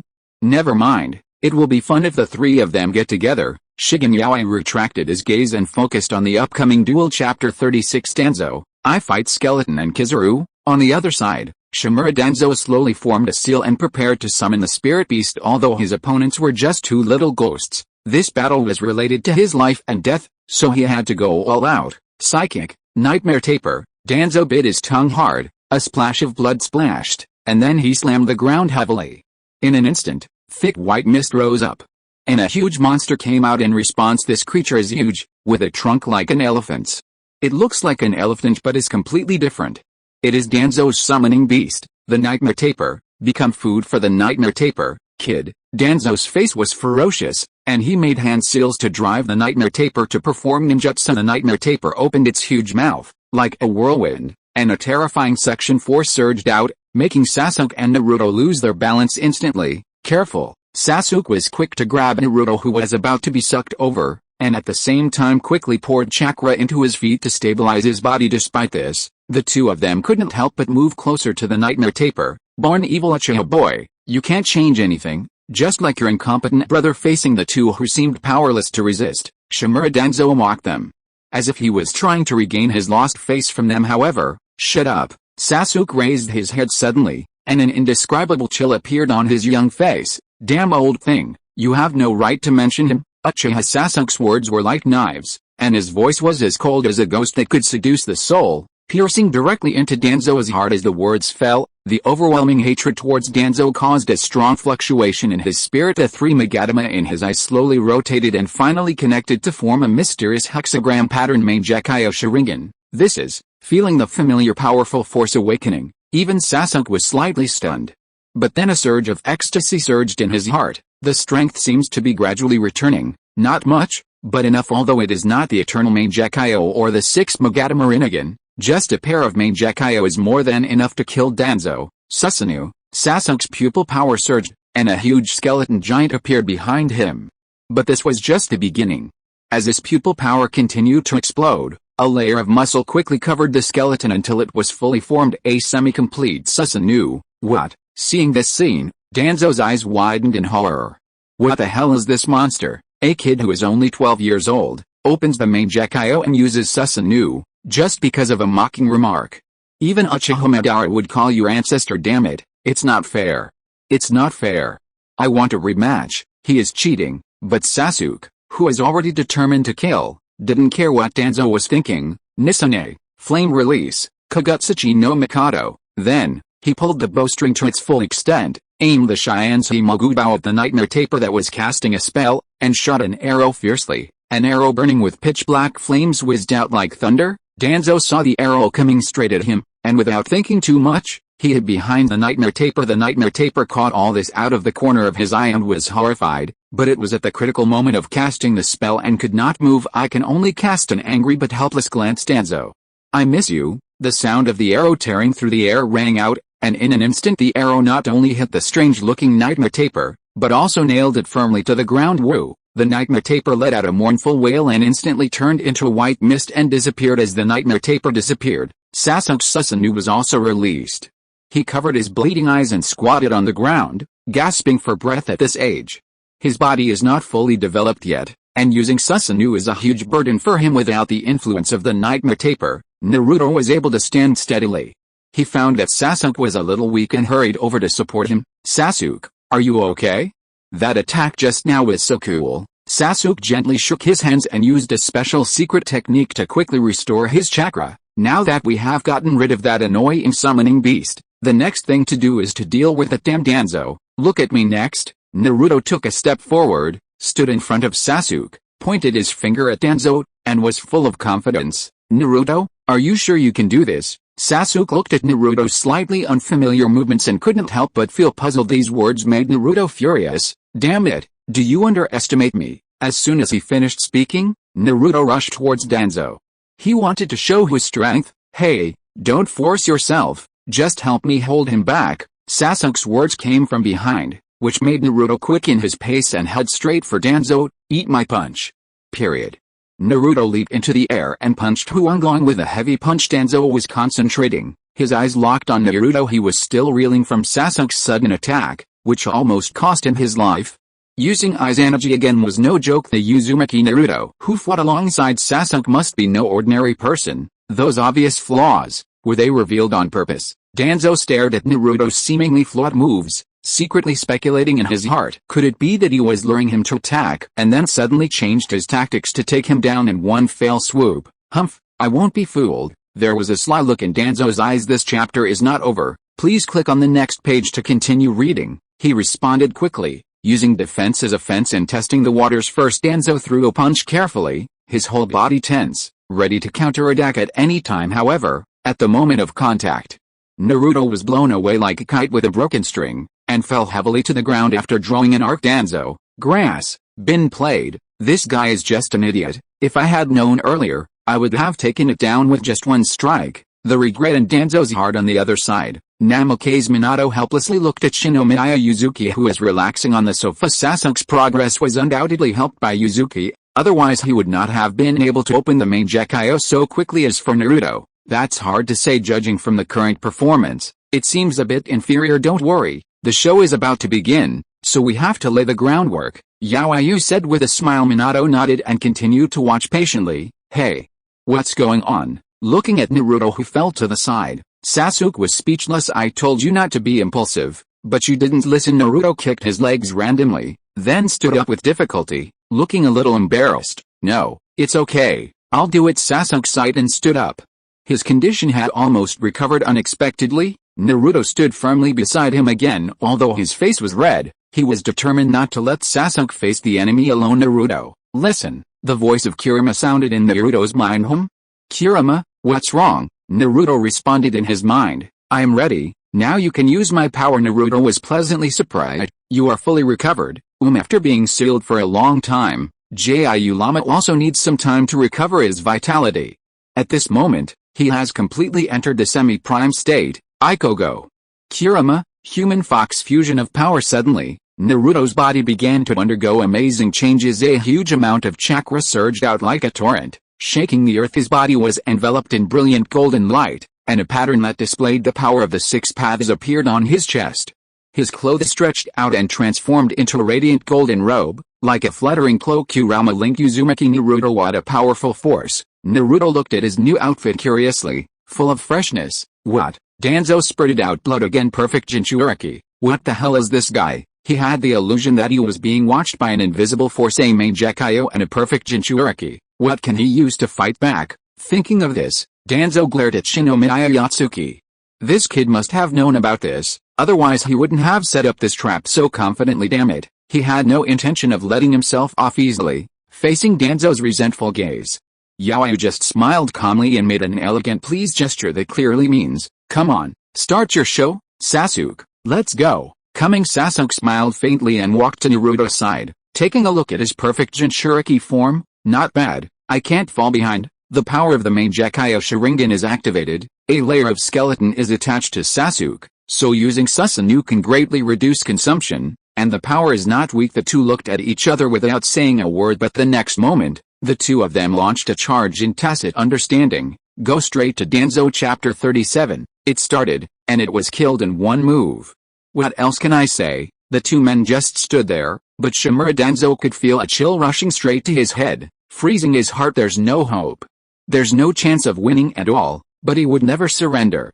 With a ferocious look on his face, he took a deep breath and then exhaled like a volcano erupting. An extremely compressed wind blade, like a sword dancing wildly in the wind, is so sharp that it seems to be able to cut through everything in the world. Wind escape, vacuum, continuous waves, but this was not enough. Danzo quickly formed hand seals and spit out countless wind bullets like a cannon, heading straight for Naruto and Sasuke. Wind release, vacuum jade, The wind blades and wind bombs came whistling and were in front of him in an instant. Sasuke still looked relaxed, because Naruto had already taken the initiative. Naruto waved his robe lightly. The golden robe soaked with the nine tails chakra suddenly turned into a giant tail of chakra. With a heavy sweep, Danzo's carefully prepared ninjutsu was shattered like a piece of paper. The wind blades and wind bullets disappeared without a trace in the blink of an eye. Danzo Shimura's eyelids jumped suddenly. Is this a bit too much? Am I playing with chicken feathers? So strong. Naruto could not hide his excitement after truly feeling the shock of this power. It's too early for you, Naruto. Kurama's indifferent voice came. I'll do my best. Naruto was full of fighting spirit then. He looked across at Shimura Danzo with a malicious smile on his face. Hey, weird uncle, it's my turn to attack now. Seeing Naruto in an attacking stance, Danzo was nervous. The Nine Tails was too powerful. Fortunately, Naruto lacks practical experience, and perhaps with his own skillful methods, he can still resist a few attacks. However, Danzo's idea was about to be shattered by cruel reality in an instant. Naruto moved. Shimura Danzo only caught a glimpse of a golden afterimage. Here it comes. Danzo was startled. Shimura Danzo quickly got ready. Shimura Danzo's eyes locked on Naruto. Shimura Danzo waved his hand to block. Shimura Danzo flew out. If you are listening to this novel on a channel other than Fanfic World, it means it was downloaded and re-uploaded without effort. We warmly invite you to visit our channel, Fanfic World. There you will find the original version of this story and many other novels of various genres. We look forward to seeing you dive into a world of incredible novels. Period. Danzo. Naruto's fist hit Danzo's chest, and the latter's body instantly bent like a shrimp. His eyeballs bulged out, and he felt that his internal organs were churning, and he wanted to vomit out everything he had eaten in his life. Bang! Danzo flew backwards like a cannonball and hit a wall hard, leaving a huge hole. Puff. A mouthful of blood spurted out, and Danzo collapsed to the ground, clutching his chest in pain, eyes full of disbelief. What's the situation? You still want to block? How can you block? That punch was like a tank running over you. All skills, all combat experience, go to hell. Pure aesthetics of violence. Force defeats skill. Izanagi, feeling that his ribs were broken and his internal organs were seriously injured, Danzo had to use one of his Sharingan to activate Izanagi to reverse the injury on the arm. Another Sharingan closed forever. Damn it. Damn it. Danzo's face turned pale, and his trump cards were running out. Outside, Naruto looked at the big hole, poking his head in, with a curious look on his face. Where did that weird uncle go? Sasuke walked forward slowly, looking at Naruto with a hint of envy in his eyes. He's probably dead. With your speed and strength, he can't withstand this punch. Huh? Dead? Then I'm in trouble. Naruto seemed a little at a loss. He just wanted to teach the other party a lesson. Don't worry, that person was never a good person. His death was his own fault.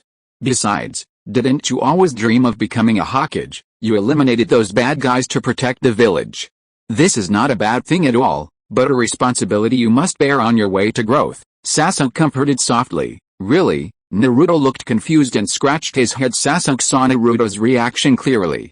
It seemed that this guy was not like him, who had the experience of living a new life. So, how did he master the power of the nine-tailed fox in advance? This question reminded Sasuke of someone. That's right, Naruto seems to have received help from Yuzuki Shinomiya, and reconciled with the Nine Tails so many years in advance. Who is this Shigeru? Sasuke only glanced at Yuyu, who was sitting on the sofa.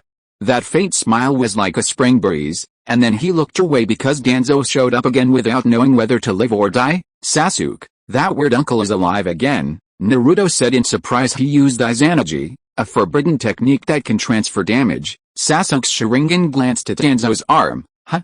Is there only one Sharingan left? That'll be easy. I thought Danzo could use that technique countless times, but it seems that he had died many times before we came. I don't know how this guy offended a big boss like Shigeru. Naruto, if you kill him again, he won't be able to revive again, Sasuke said firmly. Up. Naruto thought he had mastered Danzo's secret, smiled confidently, dropped two words, and in a flash, he moved behind Danzo in an instant. Bang! A heavy punch hit his back, and Danzo didn't even have the chance to react. With a puff sound, a mouthful of blood spurted out, and his body turned into a phantom, then reappeared without a scratch. Uncle Weird, according to what Sasuke said, you only have one last chance to revive. Right, my dear, there's more to come after this chapter.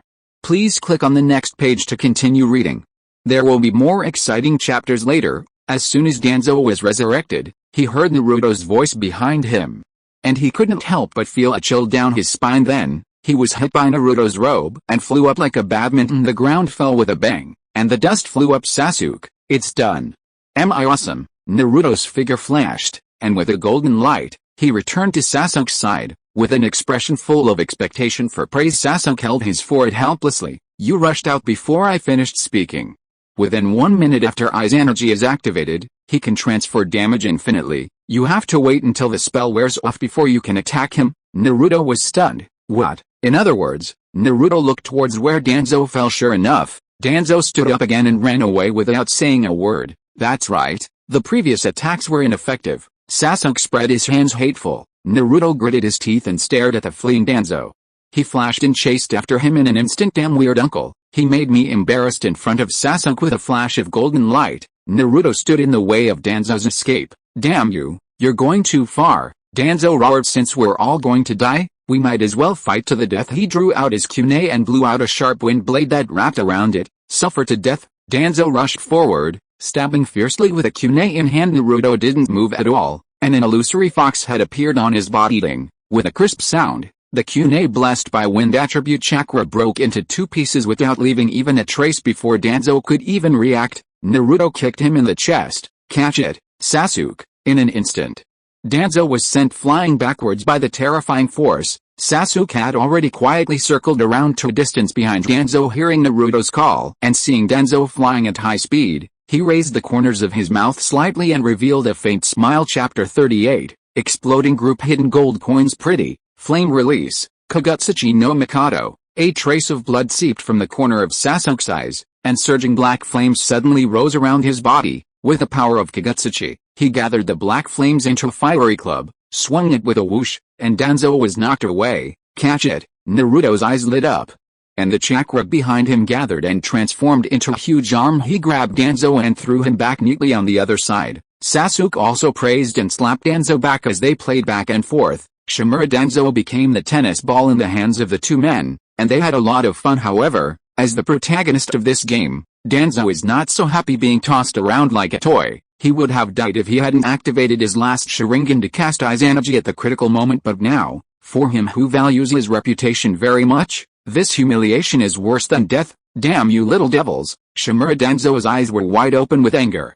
His 10 Sharingans had exhausted their power, but he ended up like this. Facing such an ending, he was full of resentment. Then let's go to hell together. When Naruto caught the ball again, Shimura Danzo suddenly activated the 4-symbol seal. A large amount of ink spurted out from the spell on his chest, spilling all over the ground, drawing a series of strange spell totems. Seeing this, Sasuke's eyes tightened. He had heard of this move before and had always been on guard. Naruto, retreat. He's going to self-destruct. In fact, Sasuke didn't need to remind him. Naruto's malicious perception system had been urging him to evacuate. He threw Danzo aside, ran towards Sasuke at full speed, picked him up and prepared to leave.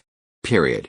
But Sasuke said, wait, Shisu's eyes can't just disappear like this. Naruto, take me to Danzo. Naruto didn't have time to think about it and teleported in front of Danzo, who was about to explode. Sasuke acted quickly and expertly removed the eye of Shisu from Danzo's eye socket, ignoring Danzo's wailing. Sasuke urged Naruto to leave quickly. A golden trail streaked across the sky. Naruto accelerated, and at the moment before the 4-symbol seal fully erupted, the 2 of them escaped dangerously along the edge of the seal. Phew, it's safe. The 2 stopped 100 meters away from the center of the seal explosion. He always likes to bring some strange funerary objects. Sasuke raised a meaningful smile. Last time they sealed half of the bridge. This time they took away several houses. However, this is the base of the route. There are no residents in those houses. Danzo's self-explosion once again took away some useless bricks and tiles. We won. Naruto cheered. They defeated the evil uncle. Well done, Naruto. Although there are some minor flaws, it is already very good as your first battle. There was a voice behind him. Naruto turned around and saw Iwao and others are walking slowly. Iwao. Naruto waved excitedly. When did you arrive? I've always been here. It's been awesome. Shinomiya Yuzuki praised again. This was his sincere affirmation. After all, when Naruto defeated Danzo, he dropped an unexpected reward of 20,000 gold coins. The investment in Naruto paid off instantly. Not to mention that when he was doing the rebirth for the Nine Tails, Naruto had 100,000 gold coins exploded. This round trip directly brought in 120,000 gold coins. Naruto? Namake's Minato greeted with a smile. Dad, Naruto shouted excitedly. Hey, big sister is here too? Naruto then noticed Kushina and greeted her warmly. And these two uncles I haven't met yet. Hello. Naruto greeted Kushina, Hashirama Senju, and Tobirama Senju one by one, and the three of them responded with a smile. What an energetic little guy. He looks just like you when you were a kid, Tobirama said with a smile. Is that so? Hashirama laughed awkwardly. So this is the image of me in Tobirama's mind. I'm really embarrassed, but then again, he was right. As the reincarnation of Ashura, Naruto and himself do have many similarities in character. Naruto ran to Minato Namake's, his face full of excitement. Dad, the leaving you mentioned turned out to be leaving the place where Kirima was sealed. I thought you were going somewhere else. Looking at this blonde, blue-eyed older brother who looked so much like him, Naruto got the exact information from the Nine Tails that he was his father. With emotion surging, Naruto suddenly threw himself into Minato's arms, his eyes red and his nose sour. Where have you been all these years? Why didn't you come home for so long? I thought I had no parents. Namake's Minato sighed softly and hugged Naruto tenderly. I'm sorry I couldn't be with you to watch you grow up. Your mother and I went to complete a very important mission. We had to do that for the sake of the village. Minato wanted to tell Naruto the truth that they came from another time and space, but when he saw Naruto's expression, he swallowed the words back. Forget it, let him misunderstand like this. After all, this is not a lie. They are indeed father and son. At this moment, the nine-tailed fox in Naruto's body coughed a few times, as if avoiding it, and silently closed the door of his heart. But on second thought, I can't blame myself entirely for this. It is also helpless and subject to the arrangement of fate at this time. It is time to tell a story about how powerful God can't hide his tears, my dear. There's more to come after this chapter. Please click on the next page to continue reading. There will be more exciting chapters later. It's okay. This is what we should do for the sake of the village. Naruto wiped his tears and smiled brightly again. Now that you're back, you won't leave again, right? Naruto's eyes were full of anticipation. Namake's Minato's heart sank. He was usually talkative, but now he was silent. He and Kushina do not belong to this world's timeline and cannot stay here for long. Dad, seeing that Minato didn't answer for a long time, Naruto had a bad feeling in his heart at this moment. Shigen Yaoyu stepped forward and smiled to help. The mission has been completed. Of course he will not leave again. Minato and Naruto turned to Yuzuki together, one with surprise in his eyes, the other a little helpless, but more of an expectation on whether this omnipotent group leader could come up with a solution to have the best of both worlds. Yuzuki said under the gaze of the two, as a ninja, you always have to accept missions, right, Naruto? Naruto nodded. This is the most obvious truth. That important mission has been successfully completed, but as a ninja, your father still has to go out to perform some missions occasionally. This is normal, so he can leave for a few months every once in a while and then come back to be with you. Meanwhile, Yuzuki privately sent a message to Minato. The speed of time in our world is different. Just find time to come here. It takes you several months over there, but only a dozen days here. You have plenty of time. When you are not here, just say you are out on a mission. Minato suddenly realized that this was indeed a good plan. Although it might be difficult to come often, it was still possible to come and see Naruto every few months. Minato nodded, approving the plan. Chapter 39. The King of Ideas. Really? Naruto looked up with a bright smile on his face. Of course it's true. Namake's Minato accepted Shinomiya Yuzuki's suggestion. Great. I finally have a mom and a dad. Naruto jumped up excitedly. Oh, by the way, Dad, you said Mom is back too. Where's she? Naruto suddenly realized something and asked, looking around with his eyes full of curiosity. What kind of person would his mother be? She must be upset if you say that. You just met not long ago and she even hugged you. You just hugged me. Naruto was startled. Wait? Could it be? Naruto slowly turned his head and looked at Kushina, who looked a little lost. Namake's Minato smiled, but said nothing. That's strange, sister. You are my mother, Naruto said in surprise. Kushina frowned, walked to Naruto, stroked his head, and said with a fake smile, strange sister, the immortal touches my head, and the power opens my soul. Facing Kushina's loving smile, Naruto quickly corrected Mom. Kushina's expression suddenly changed from gloomy to bright, and she gently ruffled Naruto's hair. That's right, Naruto grinned foolishly at this time. Sasuke sighed softly, looking at the scene of Naruto's family reunion. His heart was filled with mixed feelings. He thought that such happiness was probably out of his reach. Suddenly, someone came up and put his arm around his shoulders. Sasuke turned his head and saw a magnified version of Shinomiya Yuzuki's face. "Why are you coming so close?" Sasuke turned his head away in disgust. "I have a big plan. Would you like to hear about it?" Shinomiya Yuzuki pretended to be mysterious, trying to arouse Sasuke's curiosity. Seeing Naruto's happy smile, Yuyu felt that everything was wonderful. He likes scenes like this. Don't always go through those scenes of life and death, swordplay, how boring. He hates seeing people die. The most Danzo, whose body is still warm, not my friend. Do you want to hear what you are saying? Of course, for someone like Danzo, if he dies, he dies. Who cares? Danzo, 6. Therefore, in order to witness more such warm scenes, Shinomiya plans to bring some important characters in the plot back to life. Satisfied their wishes. At the same time, there is another purpose, that is to earn coins. Period. Change the trajectory of fate, revive the dead. The chat group will definitely give rewards more or less. It's all harvest. Even a mosquito leg is meat.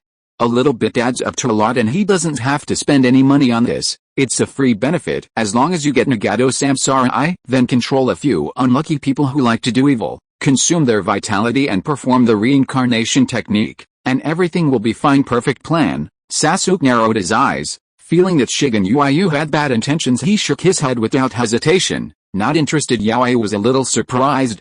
Was the rejection so straightforward? You're rejecting it without even hearing the content. But Sasuke still shook his head. What if I said I could bring your parents back to life? Now that Danzo is dead, no one is targeting the Uchiha clan anymore. Then you can go find Itachi and your family will be reunited, right? Hey, I can also bring Uchiha Sarada over so you and your daughter can meet. Wouldn't it be wonderful if 3 generations lived under one roof? Shinomiya raised an eyebrow after the words fell. Shinomiya felt Sasuke's body tremble slightly. Obviously, his inner turmoil was far from as calm as it appeared on the surface, but Sasuke's choice surprised Yuzuki, and he still shook his head. Go? Is the reborn Sasuke so determined? You are even more awesome than Obito. Sasuke's eyes revealed a trace of nostalgia. The dead have their own world, and I've long been accustomed to being alone. Although he said that, Yuyu clearly saw a hazy look in the corner of Sasuke's eyes and subtle expectations. Damn, I knew it. How could I refuse such a good thing as resurrecting my parents? It turns out that this is the unique son dear of the Uchiha family. They say no, but they want it more than anyone else. Yatsuki nodded in understanding. I see, I understand. Yatsuki patted Sasuke's shoulder. Wait for my good news. Then he turned and left. Without taking a cloud with him, Sasuke was left with a confused look on his face. Do you understand? What on earth do you understand? At least make your words clear before you leave. Looking at the gradually receding figure of Shinomiya Yuzuki, the corners of Sasuke's mouth twitched slightly.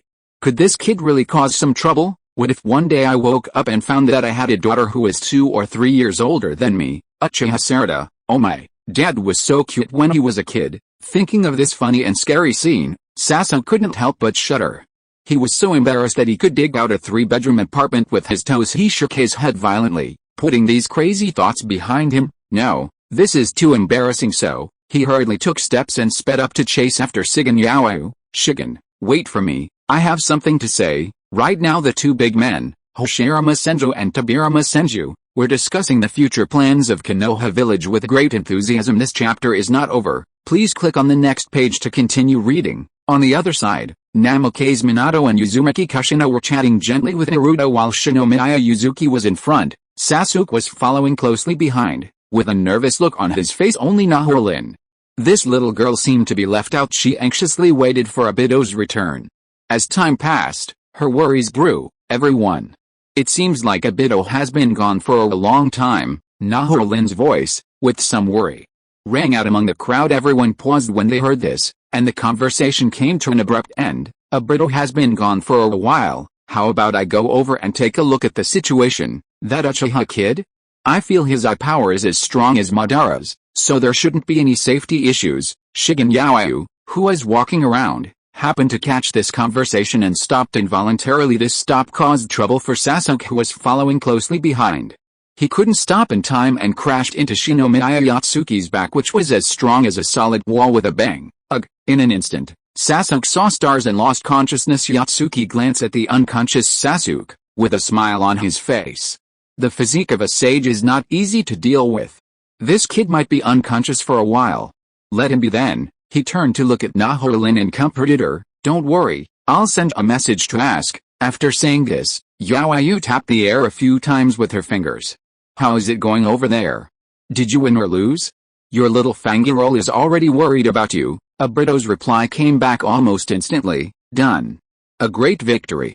We could have brought him back alive, but we were delayed by that burdensome Kakashi.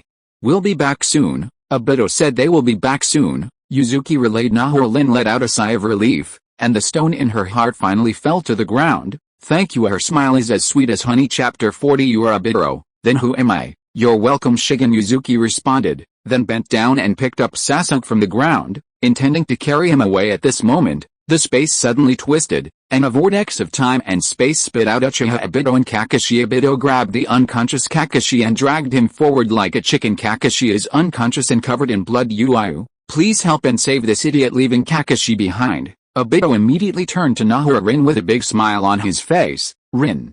I'm back. Shinomiya Yuzuki raised an eyebrow, put Sasuke aside casually, walked towards Kakashi, squatted down to check his injuries after the inspection. Yaoi frowned slightly. How did it become like this? Kakashi was seriously injured and even lost an eye, which was the main Gekkai of Sharingan. Was it taken away by the masked man? Now the masked man has gathered the power of both eyes, and his strength should not be underestimated. Obito spread his hands helplessly. This matter is a long story. It is more important to save people first. I am afraid this guy can't hold on and die. Naruto, come here for a moment. Shinomiya Yuzuki gently waved at Naruto. What's wrong, Yuzuki? Give him some of the Nine Tails chakra. It can help heal his injuries. Yuzuki pointed at Kakashi lying on the ground. The power of the Nine Tails contains extraordinary recovery ability, which is unique among all the tailed beasts. Naruto followed his instructions, and as an orange-yellow light shone, Kakashi's pale face gradually turned red. Immediate effect. You're lucky to have saved his life. You need to rush to the hospital. You'll get better soon. I'll take charge. Namake's Minato volunteered as soon as he finished speaking. Minato picked up Kakashi and in an instant, the two of them disappeared without a trace. Okay, Obito, now tell me what's going on. Shinomiya Yuzuki turned around and asked. It's like this. Obito began to narrate their battle with the masked man. Time goes back 10 minutes in this timeline. Uchiha Obito, the man wearing a mysterious mask, is using his hollow ability to sneak into Konoha and quietly moves towards the cemetery. Looking back, I always feel something is wrong. Was it an illusion or was it real? The masked man whispered to himself. Just a quick glance, and the haunting figure was deeply imprinted in his heart. After leaving Konoha, he thought more and more that something was wrong. How could there be such a realistic illusion? It was as if Nahorin had really come back to life. Period. But reality told him that Nahorin had already passed away. It is impossible for him to stand in front of him alive.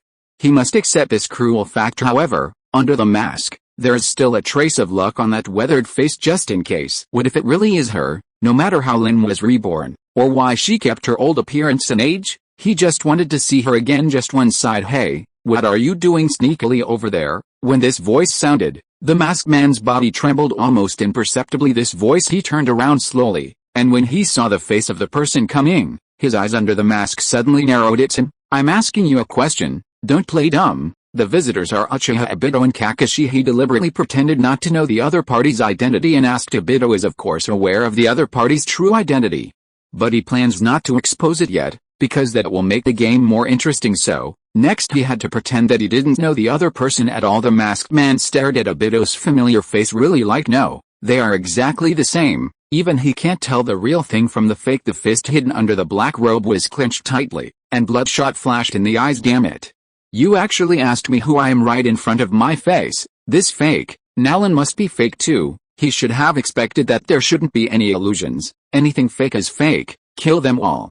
How dare they blaspheme Lin like this? No matter who is the mastermind behind this, he will find that person today and tear him into pieces, even if it means raising the entire Konoha to the ground. The masked man suddenly attacked. He raised his hand and threw a branch straight towards Obito. However, Obito did not move, as if he had not yet reacted. Humph, he's just a fake after all. The masked man watched coldly, as if he had foreseen the other person's fate of being pierced by branches. But unexpectedly, the branch pierced through Obito's body, just like a reflection on the water. Obito narrowed his eyes and said with a little dissatisfaction, I'm just asking who you are.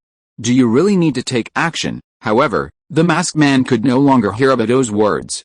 His eyes were wide open and bloodshot. How did you come up with this trick? The masked man's voice was deep and profound, but it could not conceal the extreme fear in his heart. Blurred. That's right, the opponent also used blurred. However, why? This is my unique skill, the kaleidoscope pupil technique.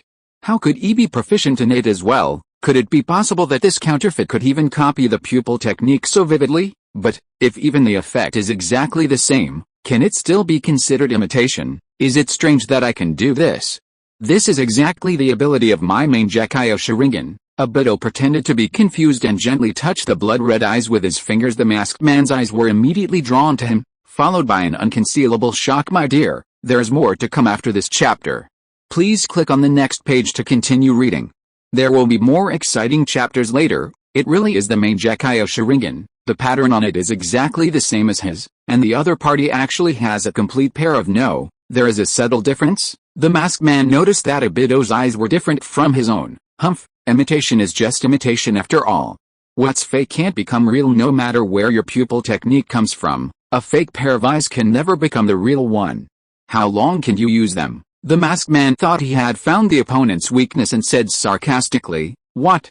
This is the eternal main Gekyo Sharingan, so it can be used infinitely. Besides, why do you keep calling me a fake? I'm Uchiha Obito, but you, tell me your name. Oh, you are Uchiha Obito? Then who am I? Uchiha Runtu, and many more. Eternal Kaleidoscope. When Obito said this, the masked man was startled and looked again.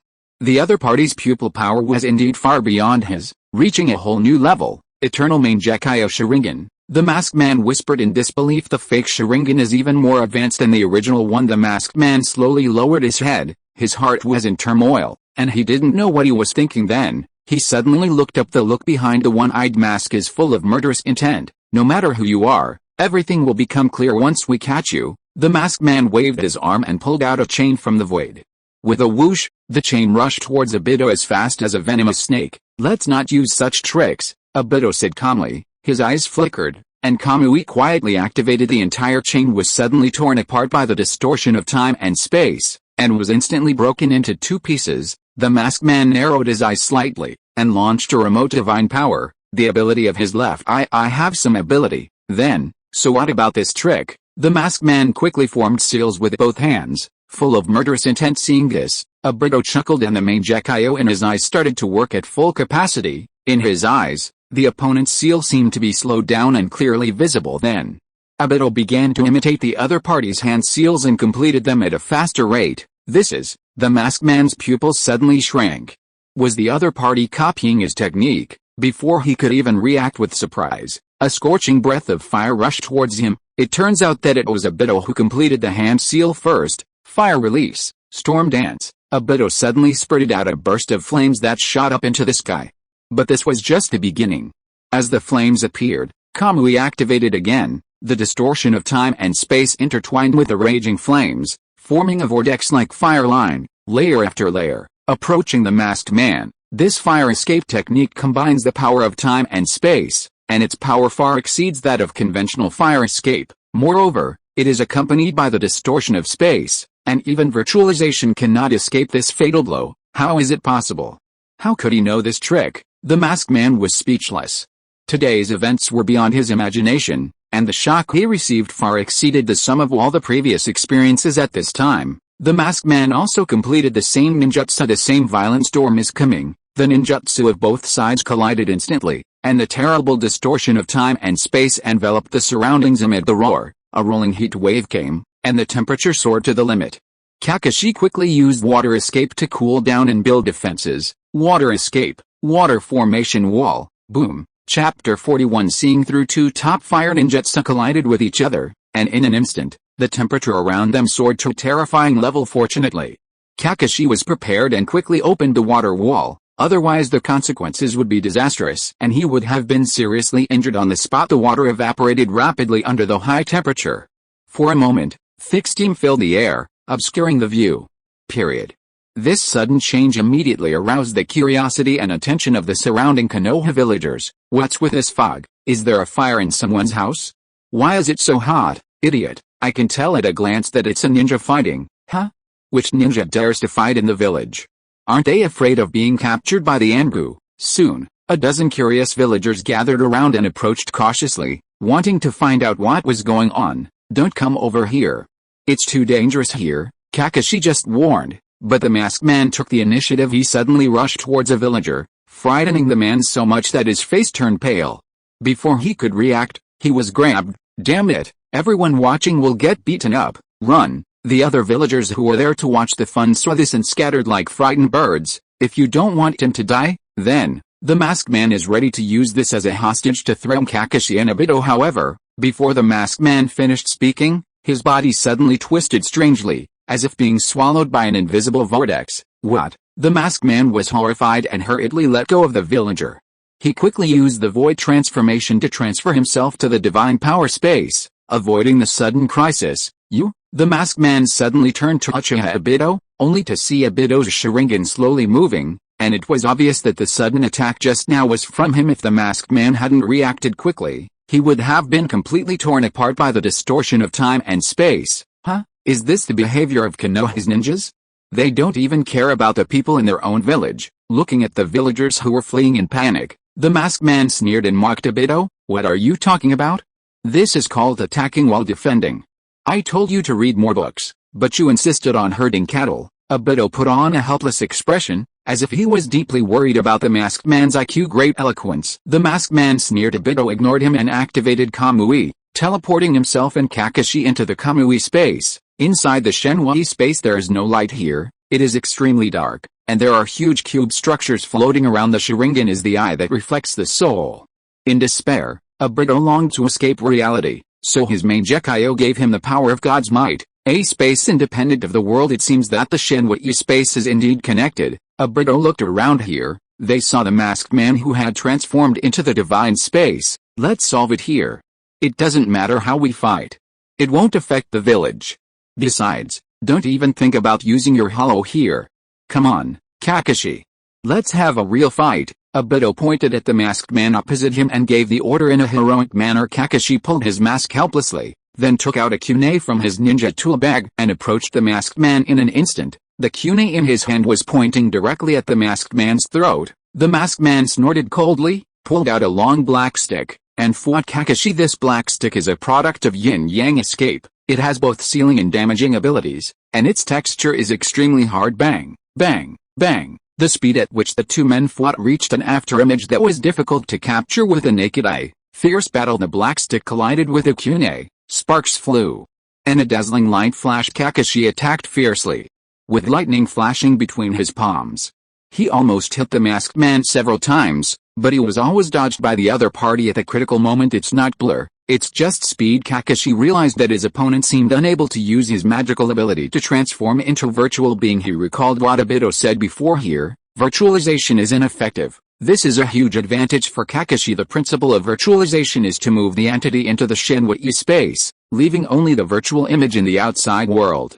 But now that I am in the Shenwei space, I naturally cannot perform virtualization transfer again. However, the reverse operation is feasible, transferring oneself to reality, thus achieving the virtual effect in the Shenwei space. But Obito will never allow the masked man to succeed easily, especially when he faces Kakashi head-on. If the masked man attempts to escape by hollowing himself, Obito will immediately reappear in reality and attack his true form. Obviously, the masked man knew this very well, so he had to give up the idea of becoming virtual for the time being. In a flash, the two had fought for dozens of rounds, and it was hard to tell who was better. The weapons of both sides collided again.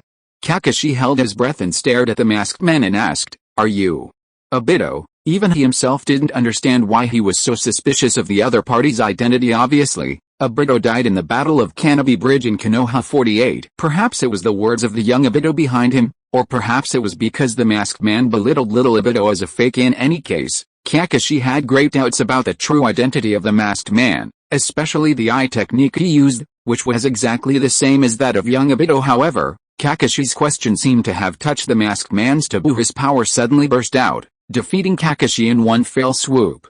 The terrible power knocked Kakashi away, and then a long black stick pierced into Kakashi's chest like lightning, nailing him firmly to the ground. Kakashi's eyes widened, and he instinctively grabbed the black stick on his chest. "You're still a worthless piece of shit. Kakashi, the masked man's cold voice rang in my ears. You, really? Obito? Kakashi weakly but stubbornly called out the other person's name. You don't deserve to say my name. Although this was a rebuke, it indirectly confirmed his identity. The masked man approached Kakashi, grasped the black stick on Kakashi's chest, and slowly pressed down, intending to turn everything. At this moment, a strong electric current suddenly erupted. The Kakashi in front of him instantly disappeared.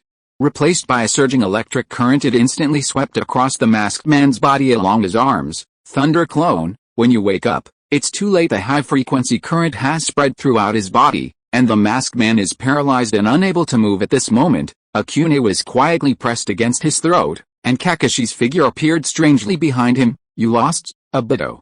How does it feel to lose to a loser? The masked man was shaking due to the electric current, but his eyes were still stubborn, fixed on Kakashi. Hey, come back with me, don't make any more mistakes, Kakashi persuaded earnestly. The masked man was unwilling to surrender, with a mocking light flashing in his eyes in desperation.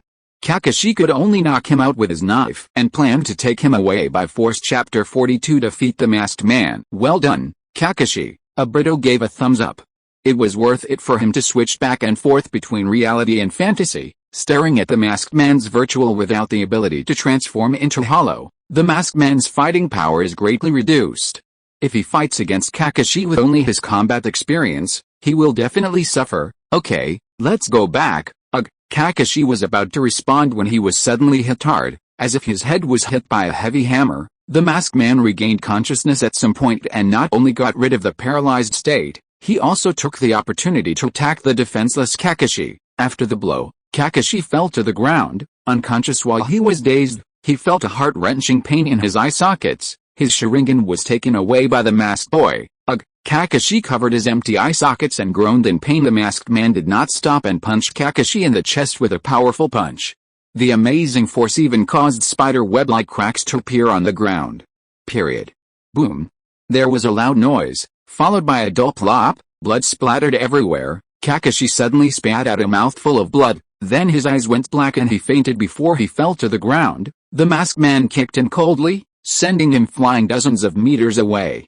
Like a kite with a broken string, he rolled on the ground several times before coming to a stop under the continuous heavy blows. Kakashi's vitality is rapidly draining away. Obito's eyes swept across Kakashi's body, and seeing that he was still alive, he immediately turned to the mysterious masked man. Izanagi. Obito narrowed his eyes slightly. It was obvious that the masked man could not recover so quickly naturally. The only explanation was that he used that forbidden technique to transfer the damage to the enemy. You have some knowledge, but, the masked man sneered, and with his fingers he nimbly pushed aside a corner of the mask.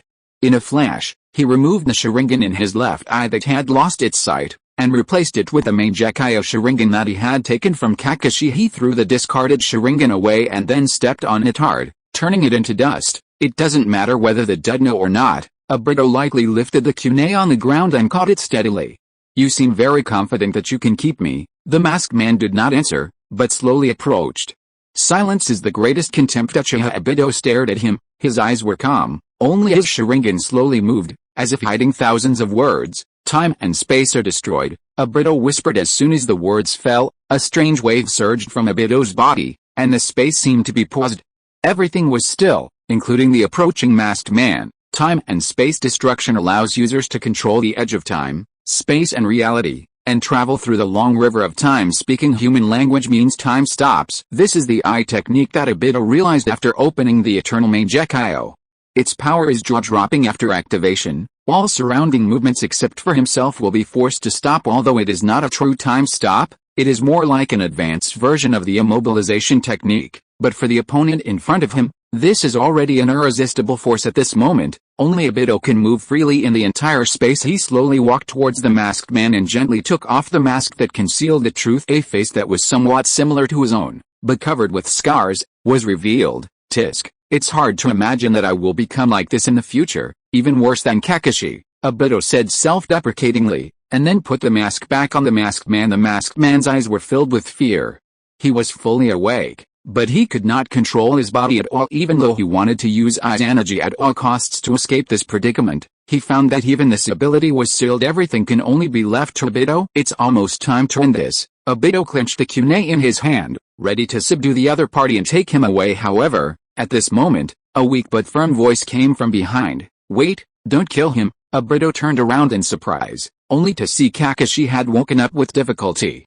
His seriously injured body was dragging a long trail of blood, and he was moving towards him step by step facing Obito's gaze. Kakashi reluctantly raised his hands and begged, "Don't kill him." Obito raised his eyebrows. He didn't expect that he was so important in Kakashi's heart. This made him feel inexplicably moved. "Don't worry, I never intended to kill him," Obito soothed. Hearing this, Kakashi seemed to be relieved, but his tense body finally couldn't hold on and he fell straight to the ground, the fire of life flickering and about to go out. Kakashi, Obito's heart suddenly tightened, and he rushed over to check the injury. His fingers gently touched the pulse. The weak but still alive signs of life made him feel a little relieved. However, the emotional fluctuations at this moment caused a slight crack in the static field that Obito had just built. The masked man's attainments in space-time ninjutsu were equally profound.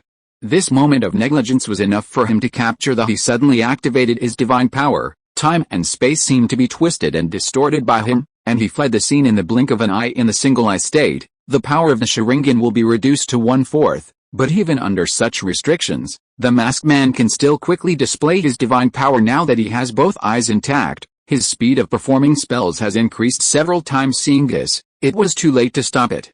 He could only sigh helplessly and watch the cooked duck fly away. But the most important thing at the moment is to save Kakashi. As for the escape of the masked man, let's not talk about it for now. This chapter is not over. Please click on the next page to continue reading. He picked up Kakashi and was about to leave when Shinomiya Yuzuki's message came. After a quick glance, he simply replied and immediately used teleportation to leave. That's it, the whole story, Uchiha Obito stated. It's really bizarre and tortuous. Shinomiya chuckled, but it doesn't matter. He ran away. Just don't come to make trouble, otherwise I will take action. He waved his hand casually, as if he didn't care about the masked man with dual divine powers. This indifference is not arrogance, but he does have the confidence. With more than 200,000 gold coins in hand, he will only wait to strengthen himself tonight. His strength will probably be close to the level of the Six Paths.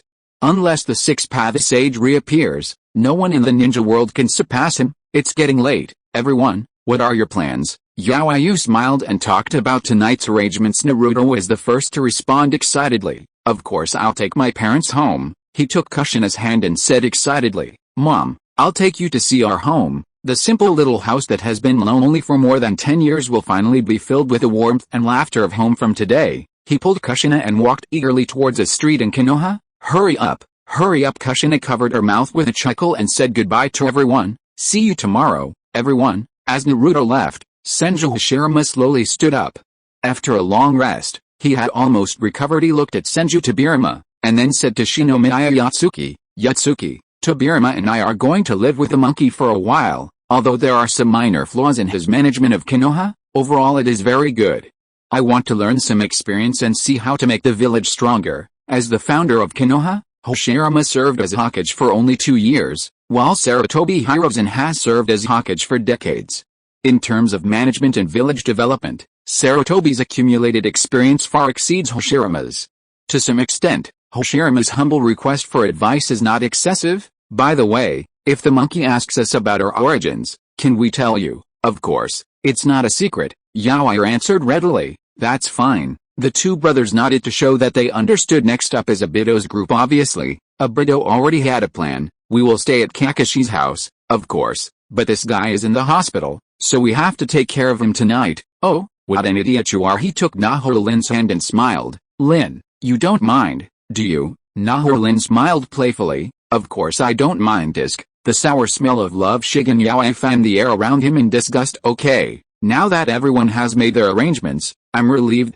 Everyone, I'll be leaving first. After bidding farewell to everyone, Yaoi jumped up, and with a few nimble leaps, her figure disappeared into the night. However, within a few seconds, Yaoi jumped back in embarrassment. With a look of embarrassment on her face, he picked up the forgotten Sasuke from the ground and put him on his shoulders. I forgot someone. Then, he slipped away as if running away, leaving everyone laughing. Chapter 43 Strengthening. Yuayu's kaleidoscope. At night, the stars are like pearls scattered on black velvet, each of them twinkling with alluring light. Shigen Yaoyu kicked the door open and walked into the house, slowly stepping into the spacious hall.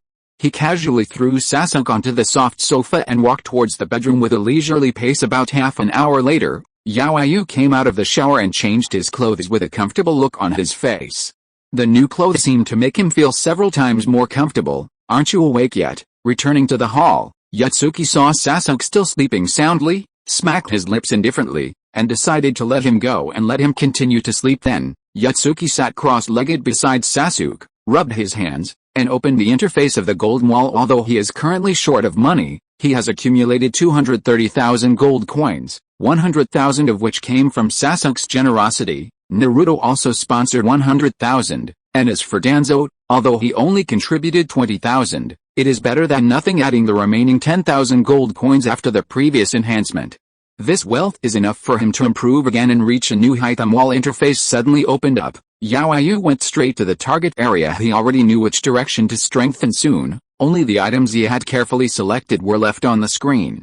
Pupil technique, Sharingan, Uchiha Itachi style, price 10 gold coins. Eye technique, Sharingan, Uchiha Sasuke style, price 10 gold coins. Eye technique, Sharingan, Uchiha Madara style, price 10 gold coins. Pupil technique, Sharingan, Uchiha Shisu style, price 15 gold coins. It's really a bargain. Shigen Yaoyu couldn't help but sigh. Period. Of course, this is only relative. After all, 100,000 gold coins is not a small amount, but compared to Obito's Sharingan, which costs 300,000, these are really cheap. There is a reason why Obito's Sharingan is so expensive. With the control of the power of space, he can change the world of ninja with just one eye. With two eyes, no one can beat him. It is simply a heaven-defying existence. Which one should I choose? That's right, the goal of Shigen Yutsuki's strengthening this time is exactly Sharingan in terms of ninjutsu. He has wood release, and in terms of physical skills, he has the power of the sage body. He is invincible in these two aspects, but his weakness is in the spiritual aspect, which makes him vulnerable to illusions. Now, he urgently needs to fill this gap when it comes to countering illusions. What could be better than the Sharingan? With such a pair of eyes, most illusions can be easily dealt with. Even powerful illusions such as Tsukuyomi or Jiraiya's Gamma singing can be prevented as long as you are more vigilant. Faced with a wide variety of Sharingan options, Yuzuki was at a loss for a moment. Amaterasu and Kagutsuchi are both strong in attack, and I feel like some of their functions overlap. Tsukuyomi is good, and it can make up for my lack of illusion attack, but it seems that there is no need for that. I can just crush them with my brute strength. Why bother using illusions? While hesitating, Yaoyu scratched his head. Maybe I should consider another god. I can also try hypnosis. Having said that, since he acquired wood release, the number of times he actually used it can be counted on one hand. It is also used to deal with those ignorant members of the root, and his time doesn't count. He didn't show his real skills at all later. He no longer needed to do it himself at this stage. We have the god of ninja, Golden Flash, and the master of forbidden techniques in charge. If there's any problem, we can just call them to solve it. Just pretend to be an expert. Even if they leave, there are still Sasuke and Naruto, who are almost unsolvable at this stage. Well, thinking about it this way, Yaoyu seems to be able to retire early and enjoy her life. Anyway, there are others to take care of everything. Well, having said that, I still need to get a Sharingan just in case. It wouldn't be fun if I were controlled by an illusion one day. Shortcomings still need to be addressed. While thinking, Yaoyu's fingers kept moving downwards, expecting more choices to appear. At this moment, a special product caught his eye. Hey, Shigen Yuzuki's eyes were involuntarily caught by a product. One Magatama Sharingan, priced at 10,000 gold coins. There is no mention of the power of the Meijekyo, and it seems unremarkable at first glance, but this is the real attraction.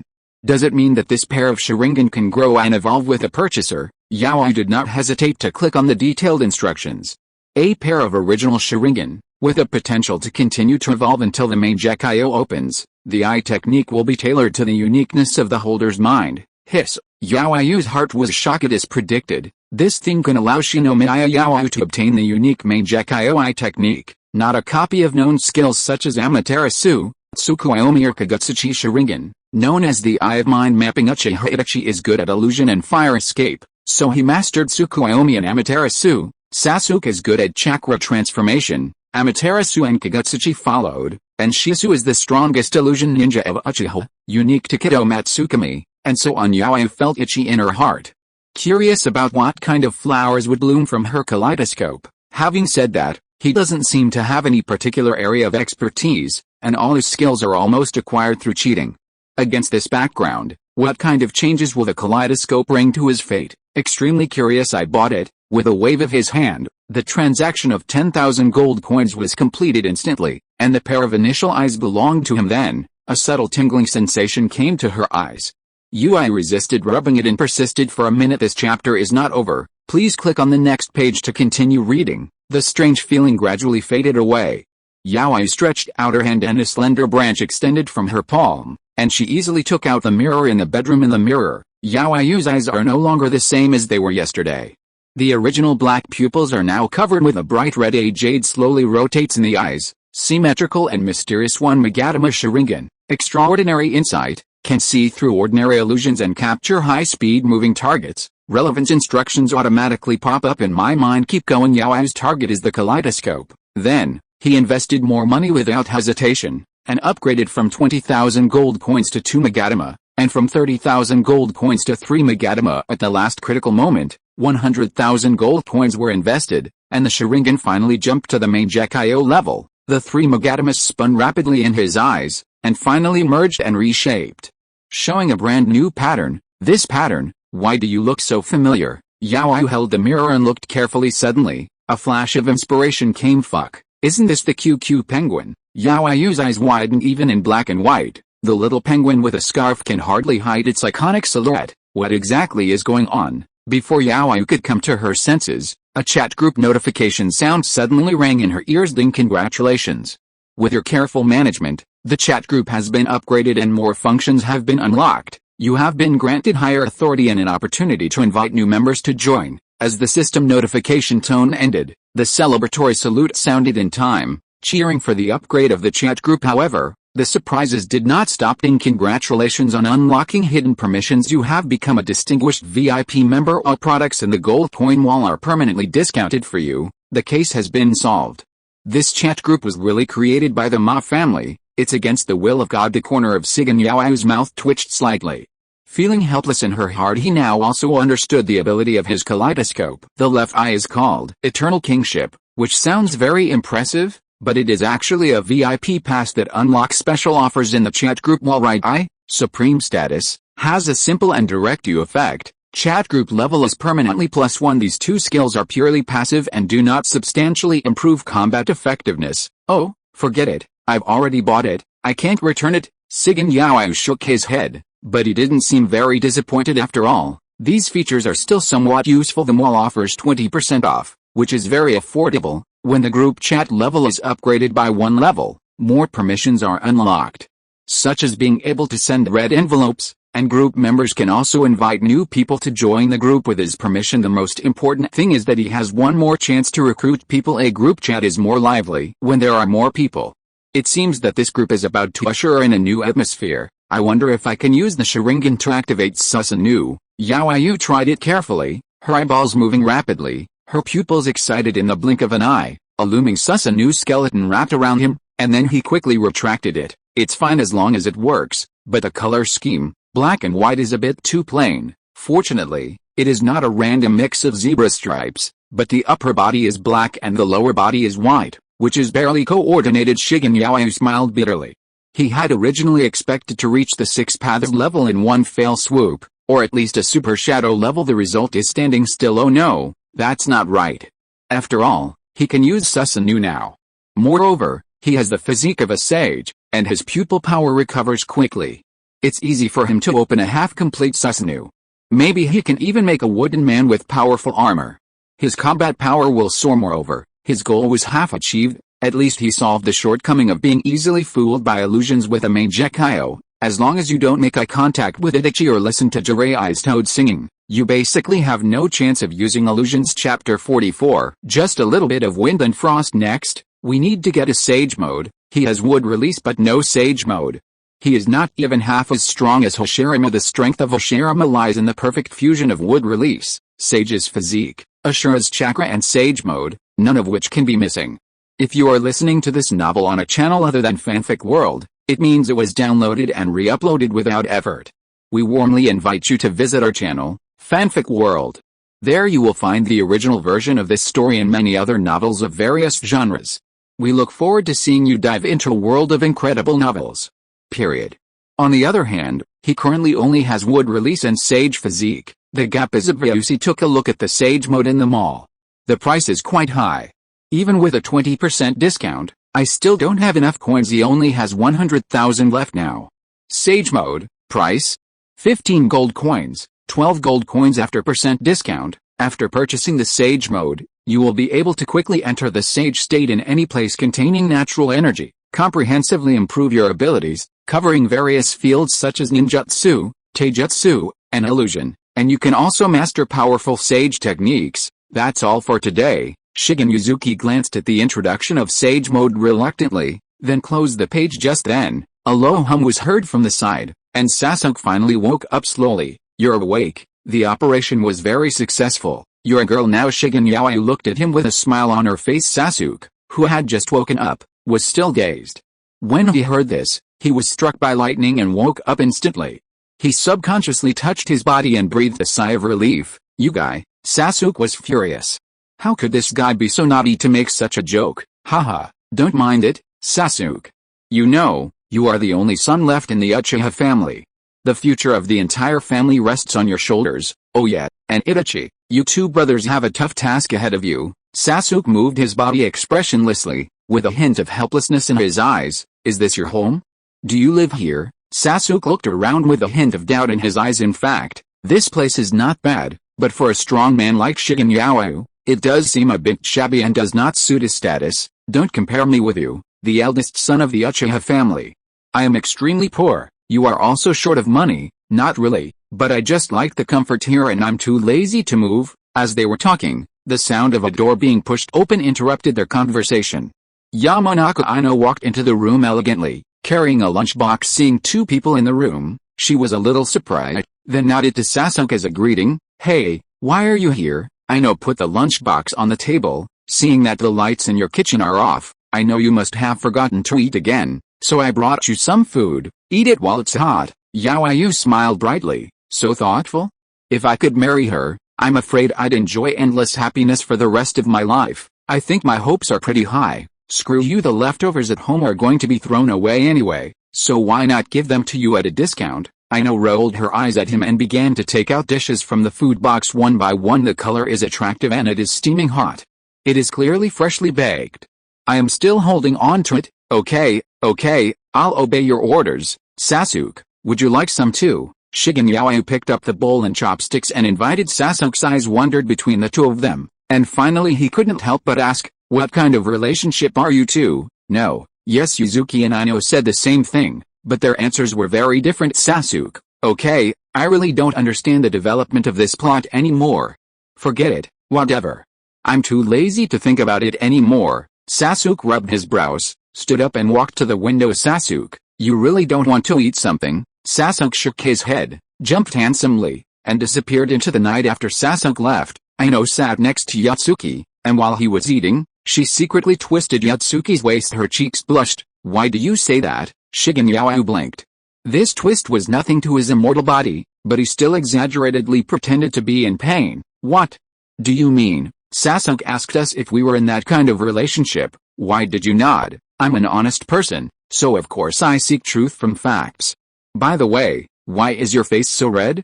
Did someone touch your head while wearing a three-piece suit? At this moment, Ino was like a bomb about to explode, clenching her fists and gritting her teeth. What nonsense are you talking about again, you? Before Ino could ask a series of questions, Yuzuki quickly picked up a chicken leg and blocked her mouth.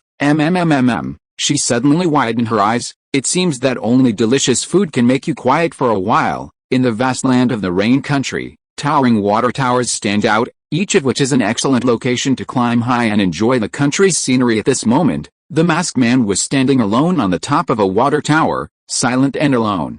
He had been standing there for 2 hours. Soon, a clumsy white Zetsu slowly climbed up the cold steel support, and when he finally reached the top of the tower, he was already panting. Then, a black shadow silently invaded the body of white Zetsu, and the black color spread rapidly, engulfing white Zetsu into a black and white intertwined appearance.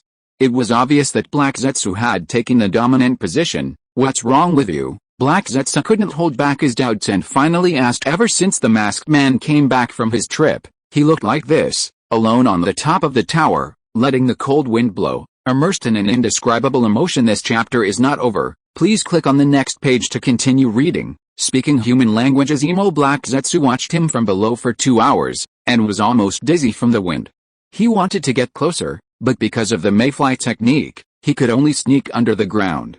He had no way to deal with the steel structure of the water tower, so he had to use the body of White Zetsu to possess it again and find out what was going on. However, Black Zetsu's inquiry received no response, and the masked man remained silent, which made Black Zetsu anxious. He knew nothing about the masked man's situation, but his plan to save his mother depended entirely on this man.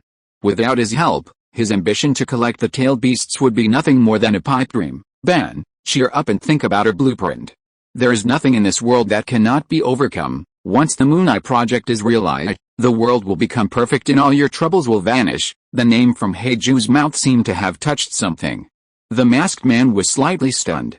The name ban caused ripples in his heart. That's right, he is now playing the legendary figure, Uchiha Madara, not the deceased Uchiha Obito in my mind. Nahara Rin's gentle smile, Kakashi's resolute back, and all the things that happened to Obito when he was young, everything flashed like a revolving lantern, but in the end they were all replaced by the ideal world of the Moon Eye described by Uchiha Madara, that peaceful and beautiful future world. In an instant, all the confusion and past disappeared like floating clouds, and the masked man's determination became more firm than ever before. You're right, there was a hint of relief in his voice. It's good that you can think this way. Don't let your imagination run wild. Our actions are about to open a new chapter. Seeing the masked man regain his confidence, Black Zetsu's well-defined face forced a smile, although it was distorted and ugly. Driven by curiosity, Black Zetsu couldn't help but want to find out what kind of trauma the masked man had suffered that caused him to have such a big emotional fluctuation. Where have you been during the day? With your strength, who else could have frustrated you like this? The masked man raised his head slightly. It was raining again. But in this rainy country, this kind of weather was already common. The raindrops gradually increased in size, crackling against a mask and sliding down the sides of his cheeks, making it hard to tell whether they were tears or just rain. I'm fine, it's just a little bit of wind and frost. Chapter 45. A new day and pulling people again. The night passed quietly, ushering in another vibrant morning in Konoha village. Jingle bell, the alarm clock sang the morning song on time, and this time, Shinomiya did not lazily press the stop button as usual, but woke up directly from the dream. For the first time his eyes sparkled with excitement. And he sat up suddenly from the bed. What kind of surprise will it bring me if I add new people to the chat group today? He specially kept this expectation until today, hoping that good luck would come to him when the morning light shines and everything starts anew. As soon as he finished his thoughts, a virtual screen slowly unfolded in front of Yaoyu, and he said without hesitation, "Start." Ding, the chat group is inviting new members to join. It's actually them. The quality is amazing. Shinomiya was overjoyed. On the other side, in Naruto's home, Naruto, wake up, a gentle call sounded in his ears, and accompanied by a gentle shake, Uzumaki Naruto slowly woke up from his dream. As soon as I opened my eyes, I saw a beautiful and kind face, with a smile in her eyes, looking at me with love. Mother, Naruto responded with a bright smile, hurry up and wash up, Dad has prepared breakfast. Kushina gently touched Naruto's head and left the room with a smile. Not long after, Naruto had prepared himself and walked into the living room. Namikaze Minato and Uzumaki Kushina were already sitting at the dining table with a steaming breakfast on the table. Seeing Naruto appear, the eyes of both of them became unusually gentle. Faced with such a heartwarming scene, Naruto couldn't help but be stunned. For a moment he had imagined such a scene countless times in his dreams, but it always turned into nothing when he woke up every morning. Now, all of this has become a reality. Naruto, I've been waiting for you. Minato's voice brought Naruto back from his thoughts. Coming. Naruto nodded vigorously and trotted over excitedly. Breakfast time was filled with joy and warmth, but soon, this harmony was broken by Minato's sudden shock. Minato's expression changed slightly, attracting the attention of Kushina and Naruto. Minato, what's wrong, Dad? What happened? The two asked with concern. Minato came back to his senses and smiled. It's okay. Continue eating. Naruto and Kushina exchanged glances.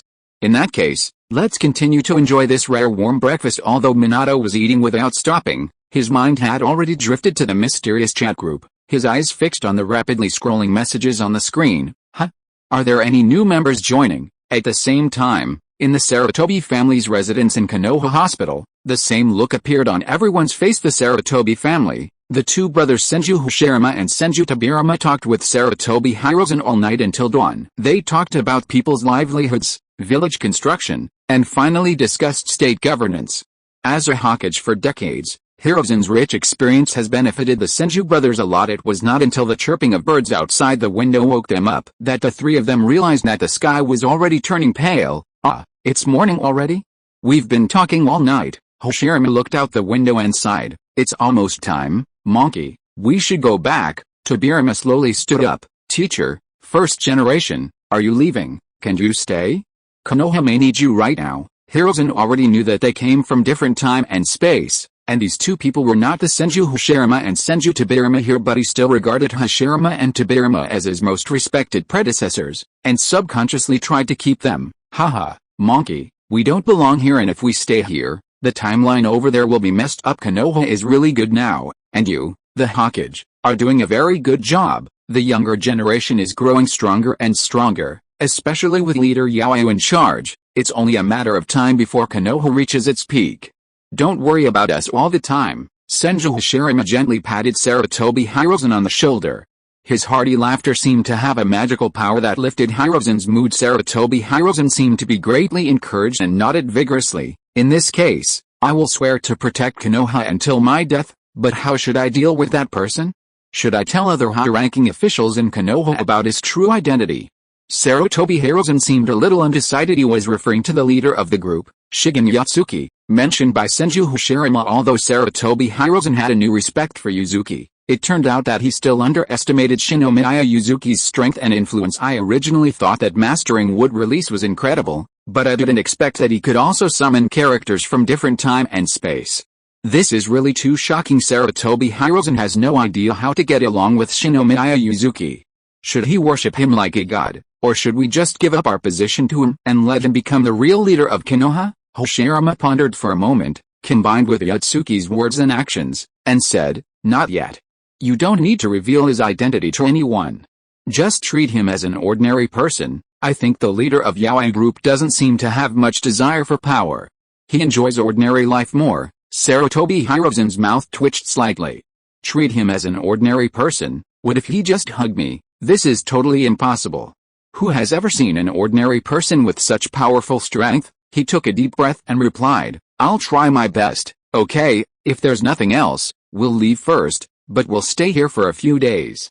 If you have any questions, just contact Yaoi and he'll contact us. The Senju brothers said goodbye to Sarutobi Hirozen and were about to leave, but after taking a few steps, Sarutobi Hirozen suddenly called them, with hesitation in his tone, Teacher, Danzo, he won't come back again. Senju Tobirama replied calmly, Hey. Sarutobi Hirozen sighed softly.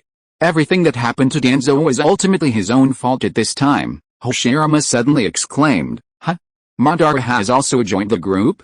And it's not just one, but two. On the other side, in Konoha Hospital you seem to be recovering quite well. Obito looked Kakashi up and down. His injuries were recovering very quickly.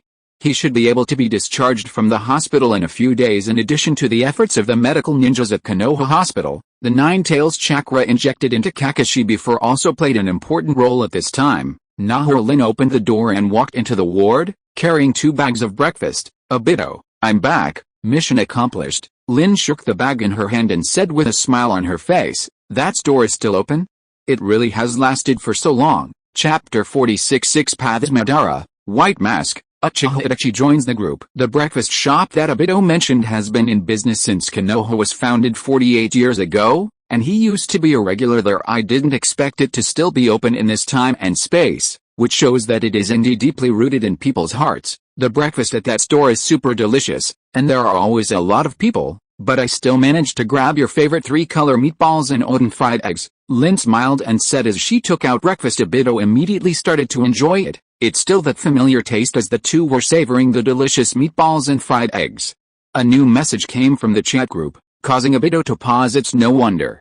He was really surprised by the people who joined the group. He saw another self. Uchiha Madara, 10 Tails Jinchuriki, joins the chat group. Uchiha Itachi joins the chat group. Uchiha Madara, White Mask, joins the chat group. Shigen Yaoyu, everyone, wake up early in the morning.